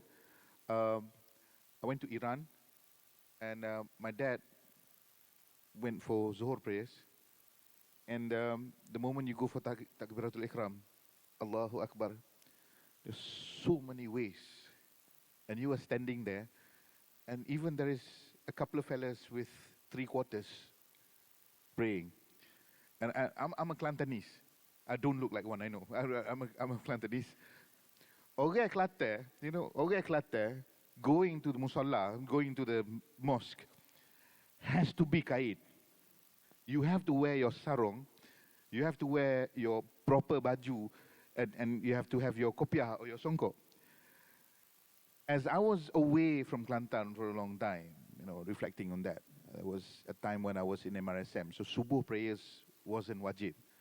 So as my dorm was the closest, I felt really embarrassed if I were not to go.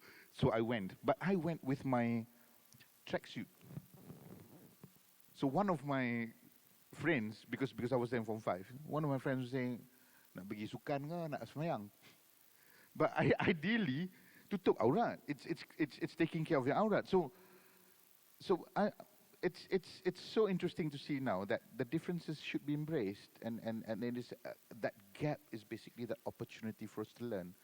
So might as well be. So it's a very interesting approach rather than to close the gap and lose the opportunity to embrace and learn. Final question to the member, dear brother. As a young member of the society, with reference to Malaysia as the multi-racial country, okay, as the youth, what values, especially in terms of social issues, family dynamics, cultural shifts, right? Being families, it's a cellular part of the society. How can you maintain that healthy respect between the elderly and the young group? What would the young group initiate? How can the young group initiate something that would actually help the current leaders which are actually stuck with that current perennial thinking? So, feel free.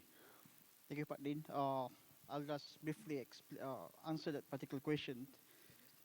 First, if we talk about Malaysia as a nation, I think in the eyes of our younger generation, one of the issues that currently happening right now is the trust deficit. the issue of trust deficit in the organization, as mentioned by Prof. Datuk Asma and all the esteemed academicians, speakers.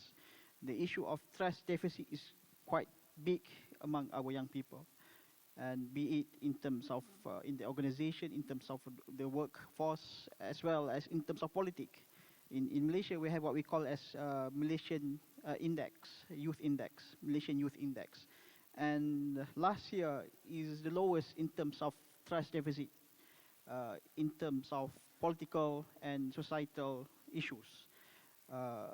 We got about, if I'm not mistaken, in terms of trust deficit among our young people, in politics, they got about D, which is the lowest during the research of the index since about 5 or 6 years ago, the youth index, Malaysian youth index.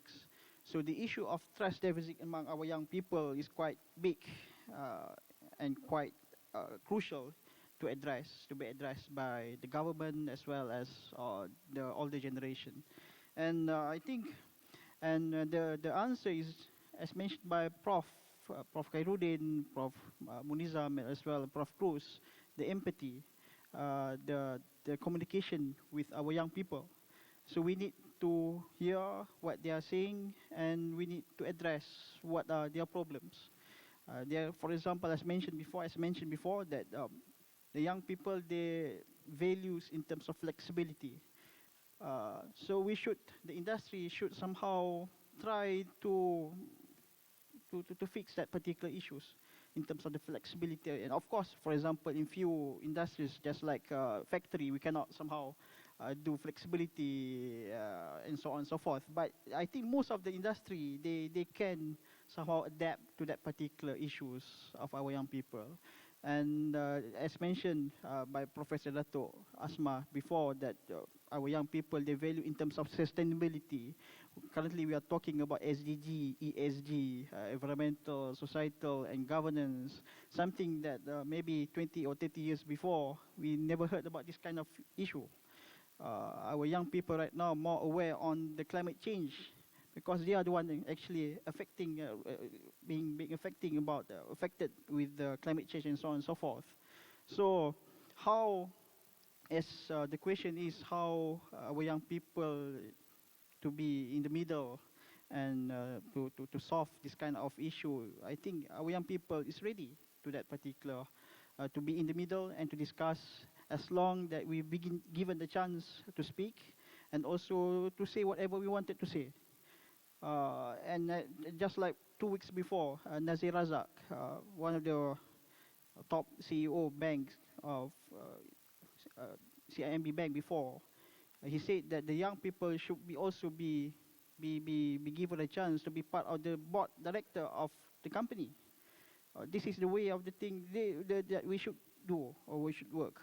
That the young people should be given a chance to sit down together and to discuss and to say whatever they wanted to say.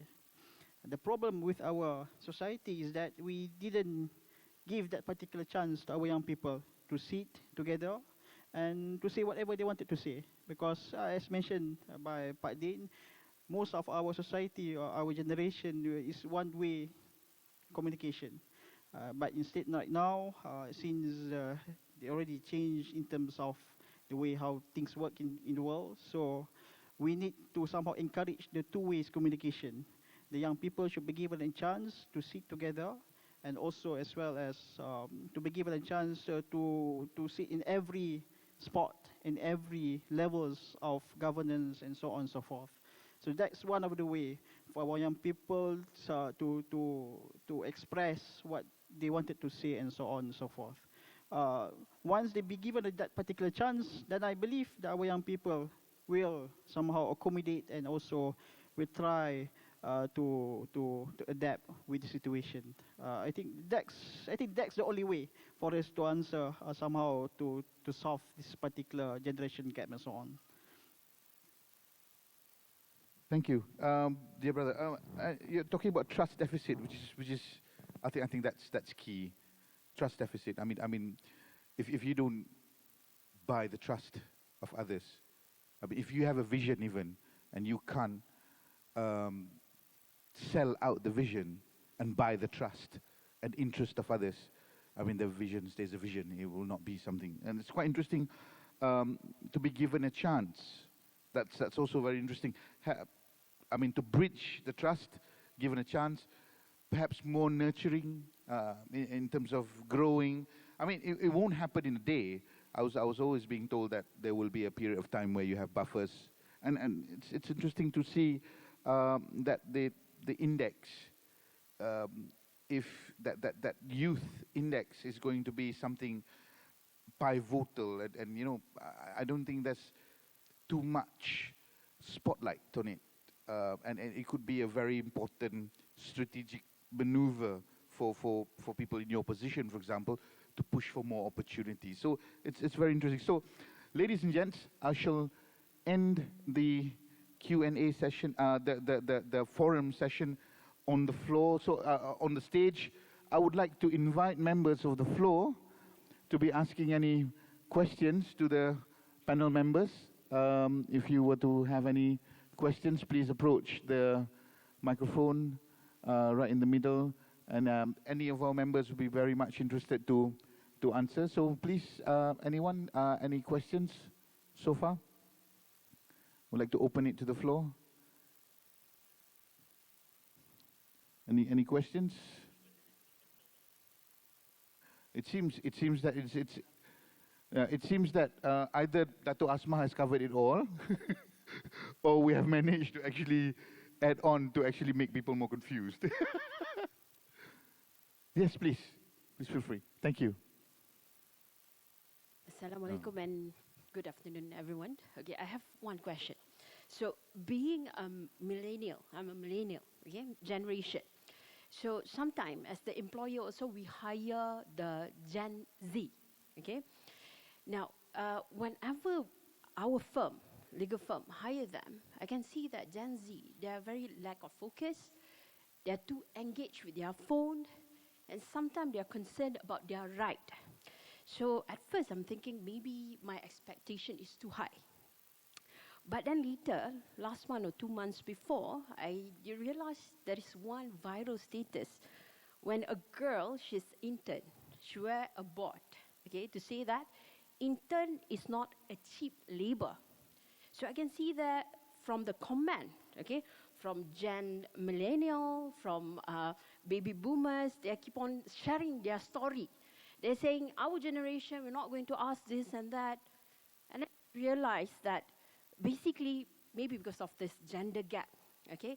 And then most of Gen Z nowadays, I can see that they keep on asking about their rights and very lack of responsibility.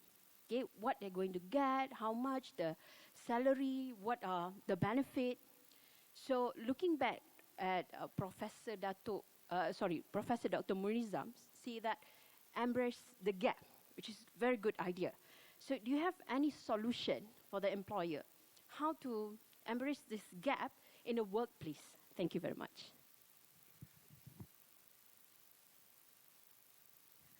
Okay. Now, when dealing with a human being, there's a disclaimer. No matter how many books you read about psychology, no matter how much you understand a person, no matter how many tests you do, it's difficult to predict human being.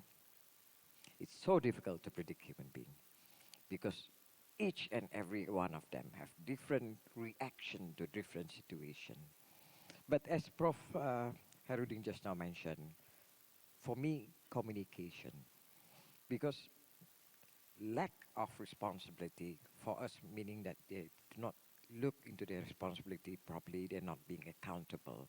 But probably for them, probably as you said, as we mentioned just now about the trust issue, probably because my lack of responsibility is due probably of you not taking me seriously. There could be so many reasons, but the most important thing, from my experience, yeah, this is not from psychological point of view, but from my experience, it's communication, having both sides listen, because probably did you mention to them that they shouldn't look at their phone from this time and this time, And when I mean, sometimes I do mention in a meeting normally, while you are talking in a meeting, they are using their phone. But sometimes the best way is probably to illustrate to them that what happens if you do this and that, and how does it affect, because how does it affect the organization by not paying much attention to that. So, but I've got people who are 50 years of age still looking at the phone while in a meeting, talking with their friends during meeting.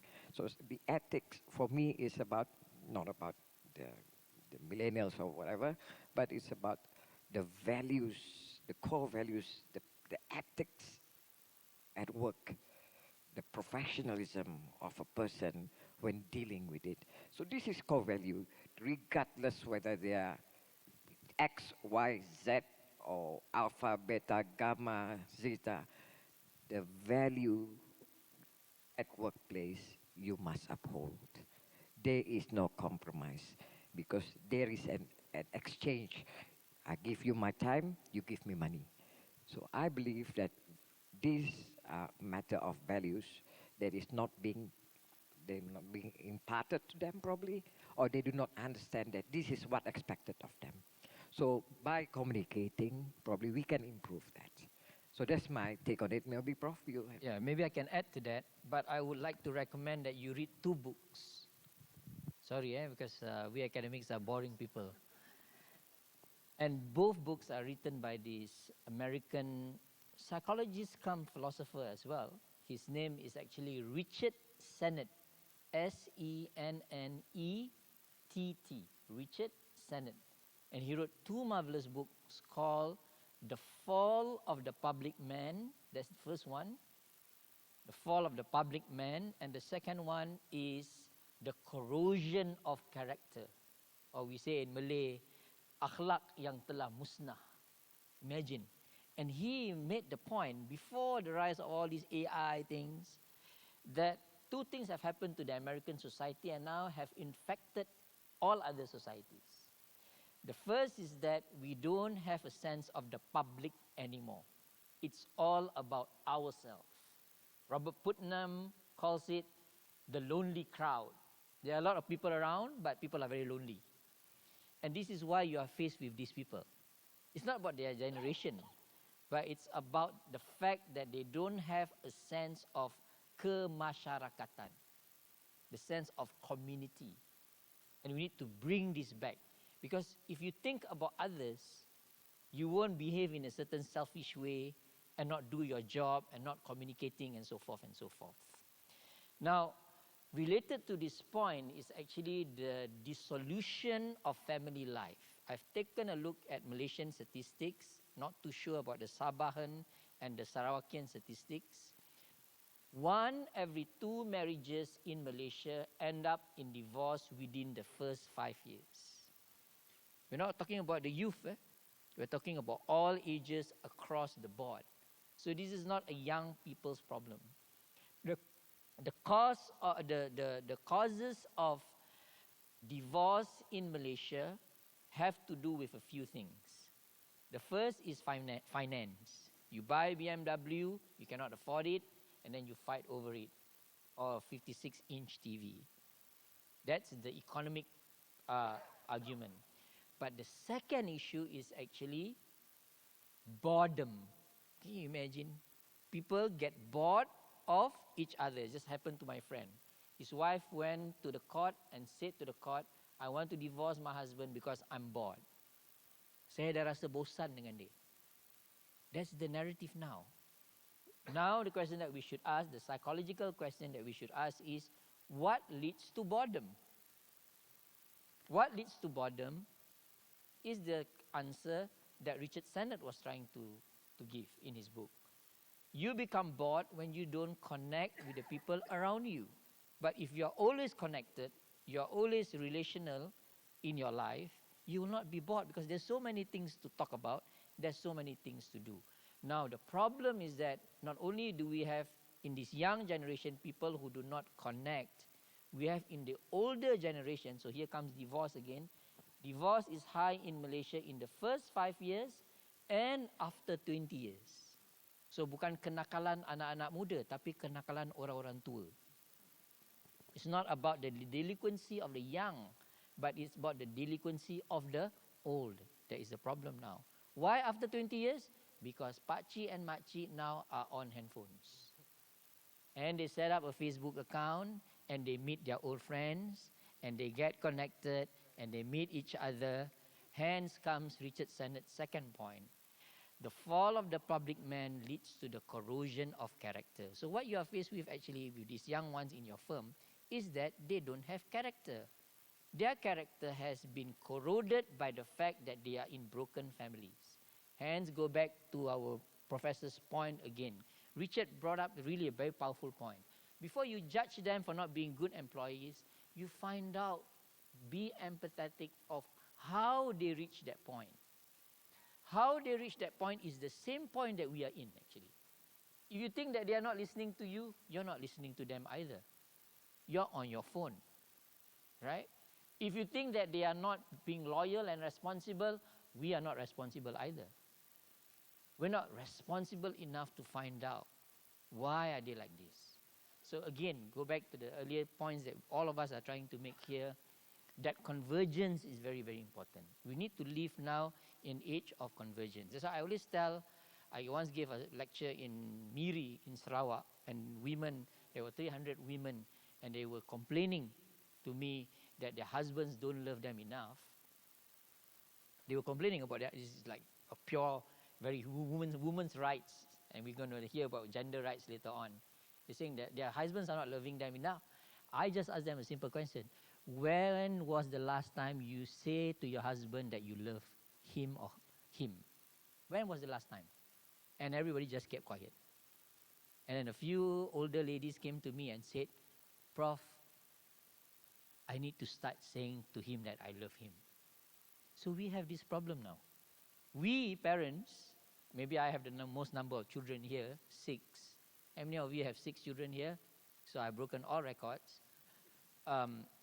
We don't tell our children that we love them. Don't talk about our husbands. We're not, in the Malay culture, nak cakap, aku ni betul-betul cinta dengan kau. It's almost like once, if you need to buy a new handphone, then, you know, I got to buy a new car. So, darling, I love you very much. I just bought the car anyway. We have lost this thing. And I think we need to kind of like recover this sense of love. This is part of my side project with the youth. I'm going to give a talk in Singapore on this very soon. We need to bring back the love. Bring back the loving. How deep is your love? That's why I like that song very much. We need to really bring it back and tell our employees, you're not coming here to work for me. That's just the secondary thing. You're coming here to join the family. And as a family, we love each other. We are responsible for one another. We'll work hard for each other's sake. Then you're going to see a totally different dynamics. Easier said than done, but it starts by saying it. So for the ladies and men out there, please tell your wife and your husbands you love them. First homework for the day. All right? Okay. So there's a good analogy here. It's a Star Wars analogy. Okay. So is your employee Princess Leia, Han Solo, or Luke Skywalker? Okay. If the job design is transactional, Han Solo. Because in the movie, Han Solo only did something if you paid him.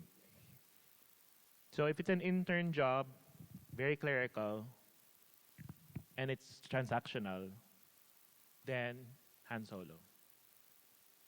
Luke Skywalker joined because there was a mission to destroy Darth Vader. So he joined, but once Darth Vader was destroyed, he left. He has no purpose, he left. But while it was happening, he was committed to the cause. Princess Leia, her personal mission is the same as the long-run mission of the rebellion. That's why she was in all of the movies, because she saw herself in the organization. Okay.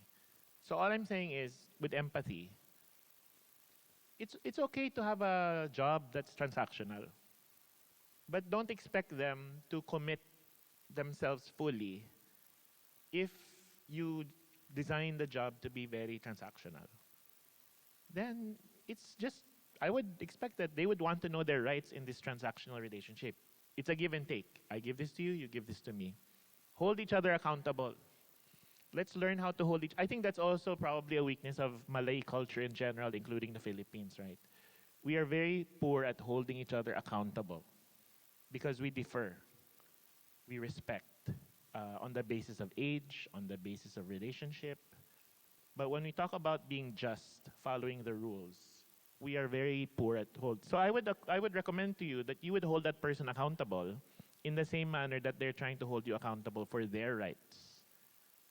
But if we're shocked that people are fighting for their rights, I would say if it's a law firm, is it a law firm? I would love an intern who likes fighting for rights, right? Because that's what a law firm should do, okay? So, but if I were to like observe how you ask the question, I will give my process observation without your permission. I think that the language that you use already has judgment. And it's difficult when you share that feedback.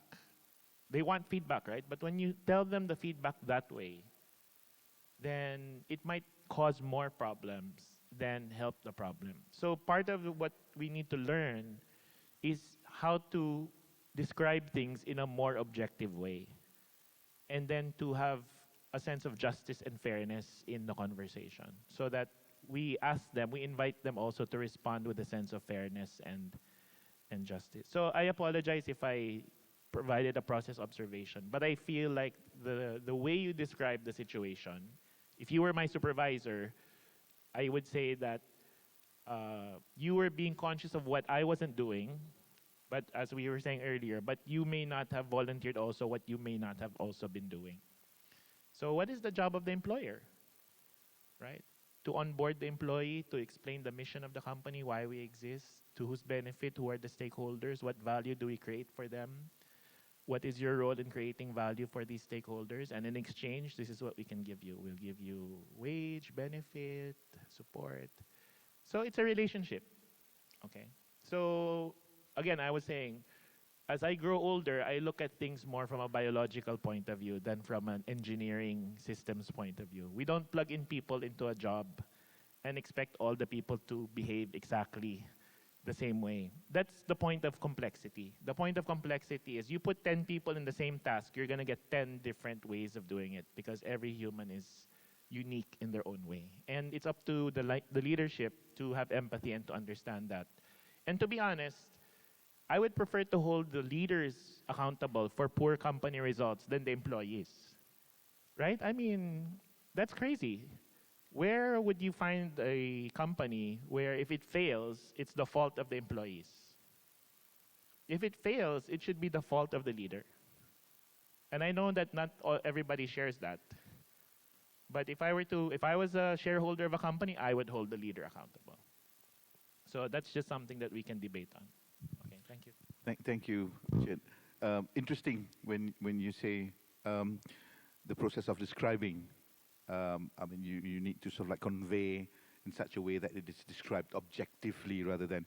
So there was this once I was being assessed, and one of my boss was saying that, you know what, Din, you know, you're all right. I mean, you've got lots of potential.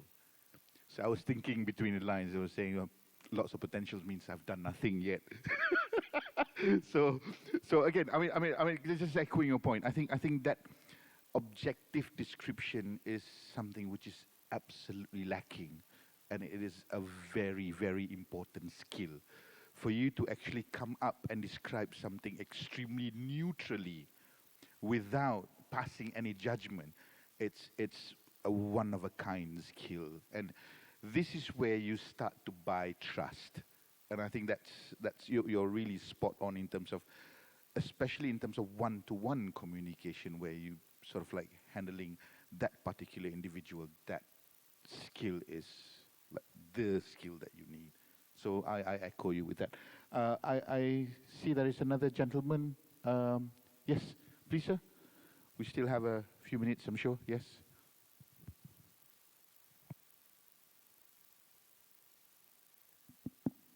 Assalamualaikum and good afternoon. I'm Ransani from Universiti Malaysia Terengganu. Okay, so Alhamdulillah, we have a very good forum. Okay, a lot of sharings from by not only the panelists but also from moderator. My question is that how do you handle people of the current generations to achieve kesejahteraan? Yesterday we have heard from Tasnizul talking on education, on the word kesejahteraan and so on. But how do you handle people of the current generation to handle that? Because we have heard from Asma this morning, the current generation, they are very KPI driven, they are very outcome driven.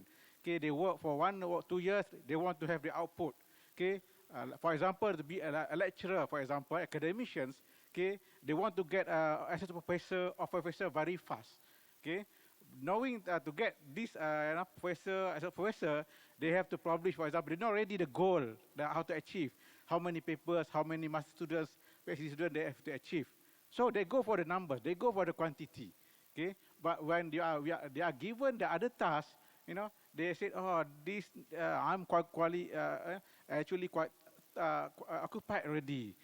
This not my, so then they produce, let's say, for example, people, okay, but not very good quality.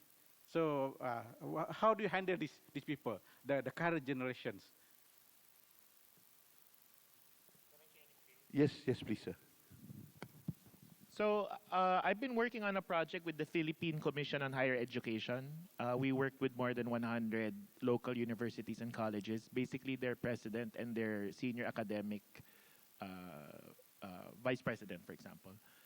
And I think what we realized was that many of the schools were very compliant to regulations and standards when it comes to like advancement, etc. And what we were trying to introduce was really to go back into like what is the vision of what is the purpose of the existence of the institution. And the concept that we brought up was the concept of student success. So because what normally schools were measuring how many students they graduated. But the question was, but did the degree actually help the student reach their goal? And none of the schools we worked with measured that, none. So the first thing we asked, or the first thing we talked about was, let's revive, especially in education, let's revive our understanding of the outcome and the impact.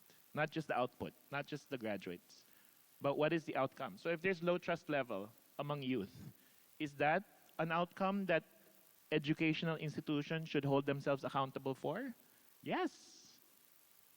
Now, in relation to maybe a more progressive look at how to engage young people in academia, I would just ask them directly, how do you understand your role in student success? What is your contribution to our work as an institution so that we can ensure the success of our students? And I would ask them to explain it plainly. The problem is if we go by how many papers you wrote, that's all measuring output. But I would prefer that the motivation be outcome and impact. Like, what outcome did your paper have on this group of teachers or students that helped them become more confident in approaching this industry or this sector, etc. It's more challenging, but I think, again, this is again connecting at a deeper level, at a human level. How does our work affect other human beings? Because I'm sure there are many papers that may not have had an impact. And from a practical point of view, what is the return on investment for education when it comes to return on impact? What is the impact on the investment? So this is a deep question that I ask at the governance level, and I challenge the executives in higher education institutions. How might we connect our processes more tightly to the outcomes, and how might we as individuals have a more emotional connection to that outcome? This is not easy, okay? Because, and that's why, to be honest, most of my time is also spent in working with next generation learning organizations, because we're trying to experiment better ways to mobilize resources in higher education to develop better products that might have better outcomes for students. Because it's too difficult to transform traditional higher education. So you have a choice. Either you transform from inside or you disrupt from outside. And I think, in answer to that question, the other option is to allow the young people to explain and to design how they will impact students' lives. That's my, because if we go back into the system, like, okay, maybe we'll onboard you better with the criteria, etc. In a way, we're just sustaining the old system. So that's good too, because we need to sustain the old system until the time comes when the new system of learning comes in. Will it happen within our lifetime? I don't know. But what's critical is that we plant the seeds in the younger educational leaders so that they will have the courage. Because the truth is, how many more years can we have declining trust among the youth before we act? How many, has it been declining over the years? So how many more years? Like, can we have 10 more years of declining trust index among youth before some kind of structural change happens in certain spaces? So, this is not a should it happen. This is when will the transformation happen? Because the trends are already showing that the system is not generating the trust. I'm guessing it's because there's also a lack of success. So I just wanted to add, I don't know if the answer is practical, like a daily practical recommendation. My comment is more about getting your young academics involved in trying to reimagine how the school operates and then what their role might be. Right, ladies and gentlemen, final call for a final question. Any members of the floor? Right. So, I would like to ask for the panel a quick 2-minute takeaway. Right? Two-minute takeaway to proceed. How are we going to move forward? And can I start with Prof. Murnizam? 2 minutes on moving forward, generation gap. As I mentioned before, thank you, Padin. Okay, as I mentioned before, when we talk about generation gap, the way forward is to agree on the set of values. When we're talking in the context of organizational leadership, when you work in an organization, so core values is important regardless. This is non-negotiable. As an employee in an organization, you need to have these core values because that is what you promise before you get in, you work in that position. But at the same time, there are something that for both parties, acceptance, understanding, respect for both generations. It is also important. So ideally for me, you need to communicate this thing. You need, both parties should listen, both parties should come to a basic agreement, but at the same time, in order for us to improve our relationship with them, ensure that trust is there. So that's all from my part. Okay. Thank you so much. Prof. Khairuddin, 2 minutes. Your time is up, Prof. No. I just a quick one-liner and then that's it. I always feel that we must learn and show love before asking to be loved. And this is the first thing. The second is from Stephen Covey, and I like his 7 habits a lot. And one of it, he said, seek to understand before hoping to be understood. That's it. That's 30 seconds, by the way. Yeah. 2 minutes, but you done it 30 seconds. Well done. All right. Prof. Cruz? Okay, maybe the thing that we didn't touch upon too much, I think, is working in a multi-generational organization. I think the status quo, I'll talk about education. I have a very strong belief that the existing educational system is no longer relevant for the next generation. It's already failing the next generation. And we need to build as fast as possible the next generation educational system, including the regulation, the structure, the concept, the business model, etc.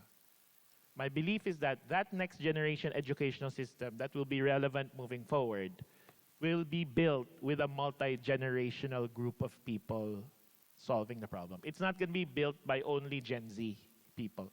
It's not going to be built by only millennials. It has to be built by a group of people that has different perspectives of life, all the way from the eldest to the youngest, learning how to work together in a team that's building the next generation solution. And I believe that's true not just in education, but healthcare and in other services. So what we need to do is to learn how to work with people who are very different from us. And my concern, my worry is that those who have the power today are, I don't know, unwilling, afraid to collaborate in that way. So I plead, because the data is in front of us, right? The data, the trust index is declining. And the longer we wait, it will reduce the time we have to build those next systems. So I hope that there's wisdom in the room that will push forward these new approaches that will be built by people from across generations. So I agree, right? It's not just a problem, but it should be a source of strength. Your diversity should be a source of strength in designing the next generation solution. Thank you so much, Richard. And finally, The answer for me is to respect each other and embrace differences between generations, and as well as give us our young people a chance to speak and also to make mistakes. I think that's the answer. thank you. Ladies and gentlemen, it has been a pleasure. And I would like to add on just a bit. How scary it is when you have diminishing trust. Erosion of knowledge comes next. Refraining to tell the truth would follow. And zero wisdom will come in next. That's fear. And fear will always be overcome by love. You still need that fear to generate that love. So for me, I would strongly suggest that when we look at Malaysia, rukun negara, bahawasanya negara kita Malaysia mencapai cita-cita hendak, bahawasanya negara kita Malaysia mencapai cita-cita hendak. It's such a beautiful document. And when you read the document, it's just not just that kepercayaan kepada Tuhan, kesetiaan kepada raja dan negara, keluhuran perlembagaan, kedaulatan undang-undang, kesopanan dan kesusilaan. You're talking about the aspirations on top that people miss. Mencapai perpaduan yang lebih erat di kalangan seluruh masyarakat, membina satu masyarakat yang progresif yang menggunakan sains dan teknologi moden. Ladies and gentlemen, that's rukun negara. Isn't that enough a sweet spot for us to work inter or intra-generational? Because it's all for all Malaysians. So I shall stop there. Ladies and gents, thank you so much. You have been a wonderful crowd. A round of applause for our panel members. And I think we shall adjourn for lunch, inshallah. And please feel free to actually approach our panel members for any further questions. Ladies and gentlemen, thank you so much. Assalamualaikum warahmatullahi ta'ala wabarakatuh. Sebagai penghargaan kepada ahli di panel dan moderator, dijemput Cik Noti Haji Sirin, Ketua Bahagian Perkhidmatan Akademik, selaku person in charge forum kedua untuk menyampaikan cenderamata. As a token of appreciation, the organizers would like to present a memento to the panelist and moderator, presented by the head of Academic Services Division, come person in charge of Forum 2, Cik Noti Sirin.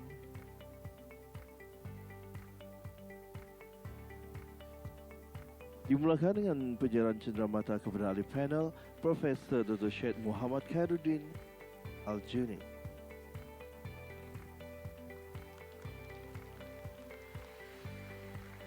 Professor Dr. Murnizam Haji Halik, please.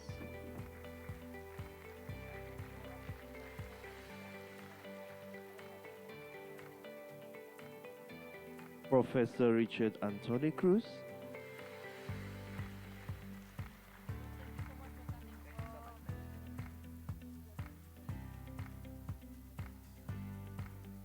And last but not least, Muhammad Izzat Afifi bin Haji Abdul Hamid.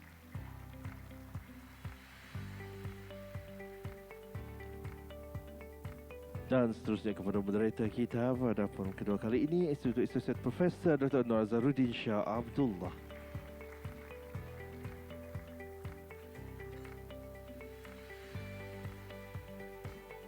Untuk makluman para hadirin, pihak pengajuh juga turut menghadiahkan cenderamata istimewa kepada ahli-ahli panel dan moderator, iaitu anak-anak pokok yang akan ditanam di Sfera at UMS untuk menyokong program penghijauan Malaysia, kempen penanaman 100 juta pokok 2021-2025 peringkat UMS.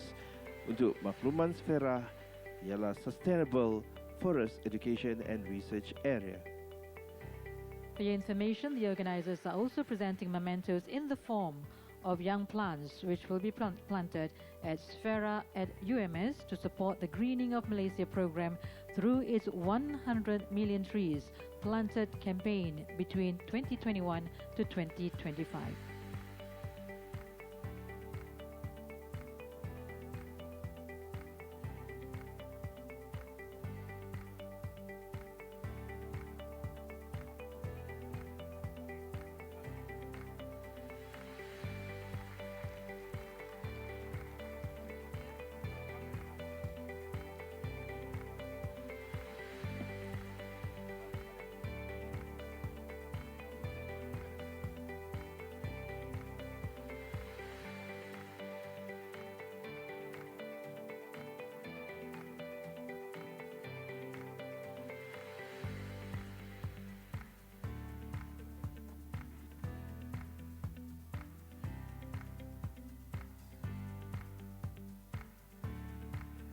Terima kasih kepada ahli panel dan moderator pada tengah hari ini.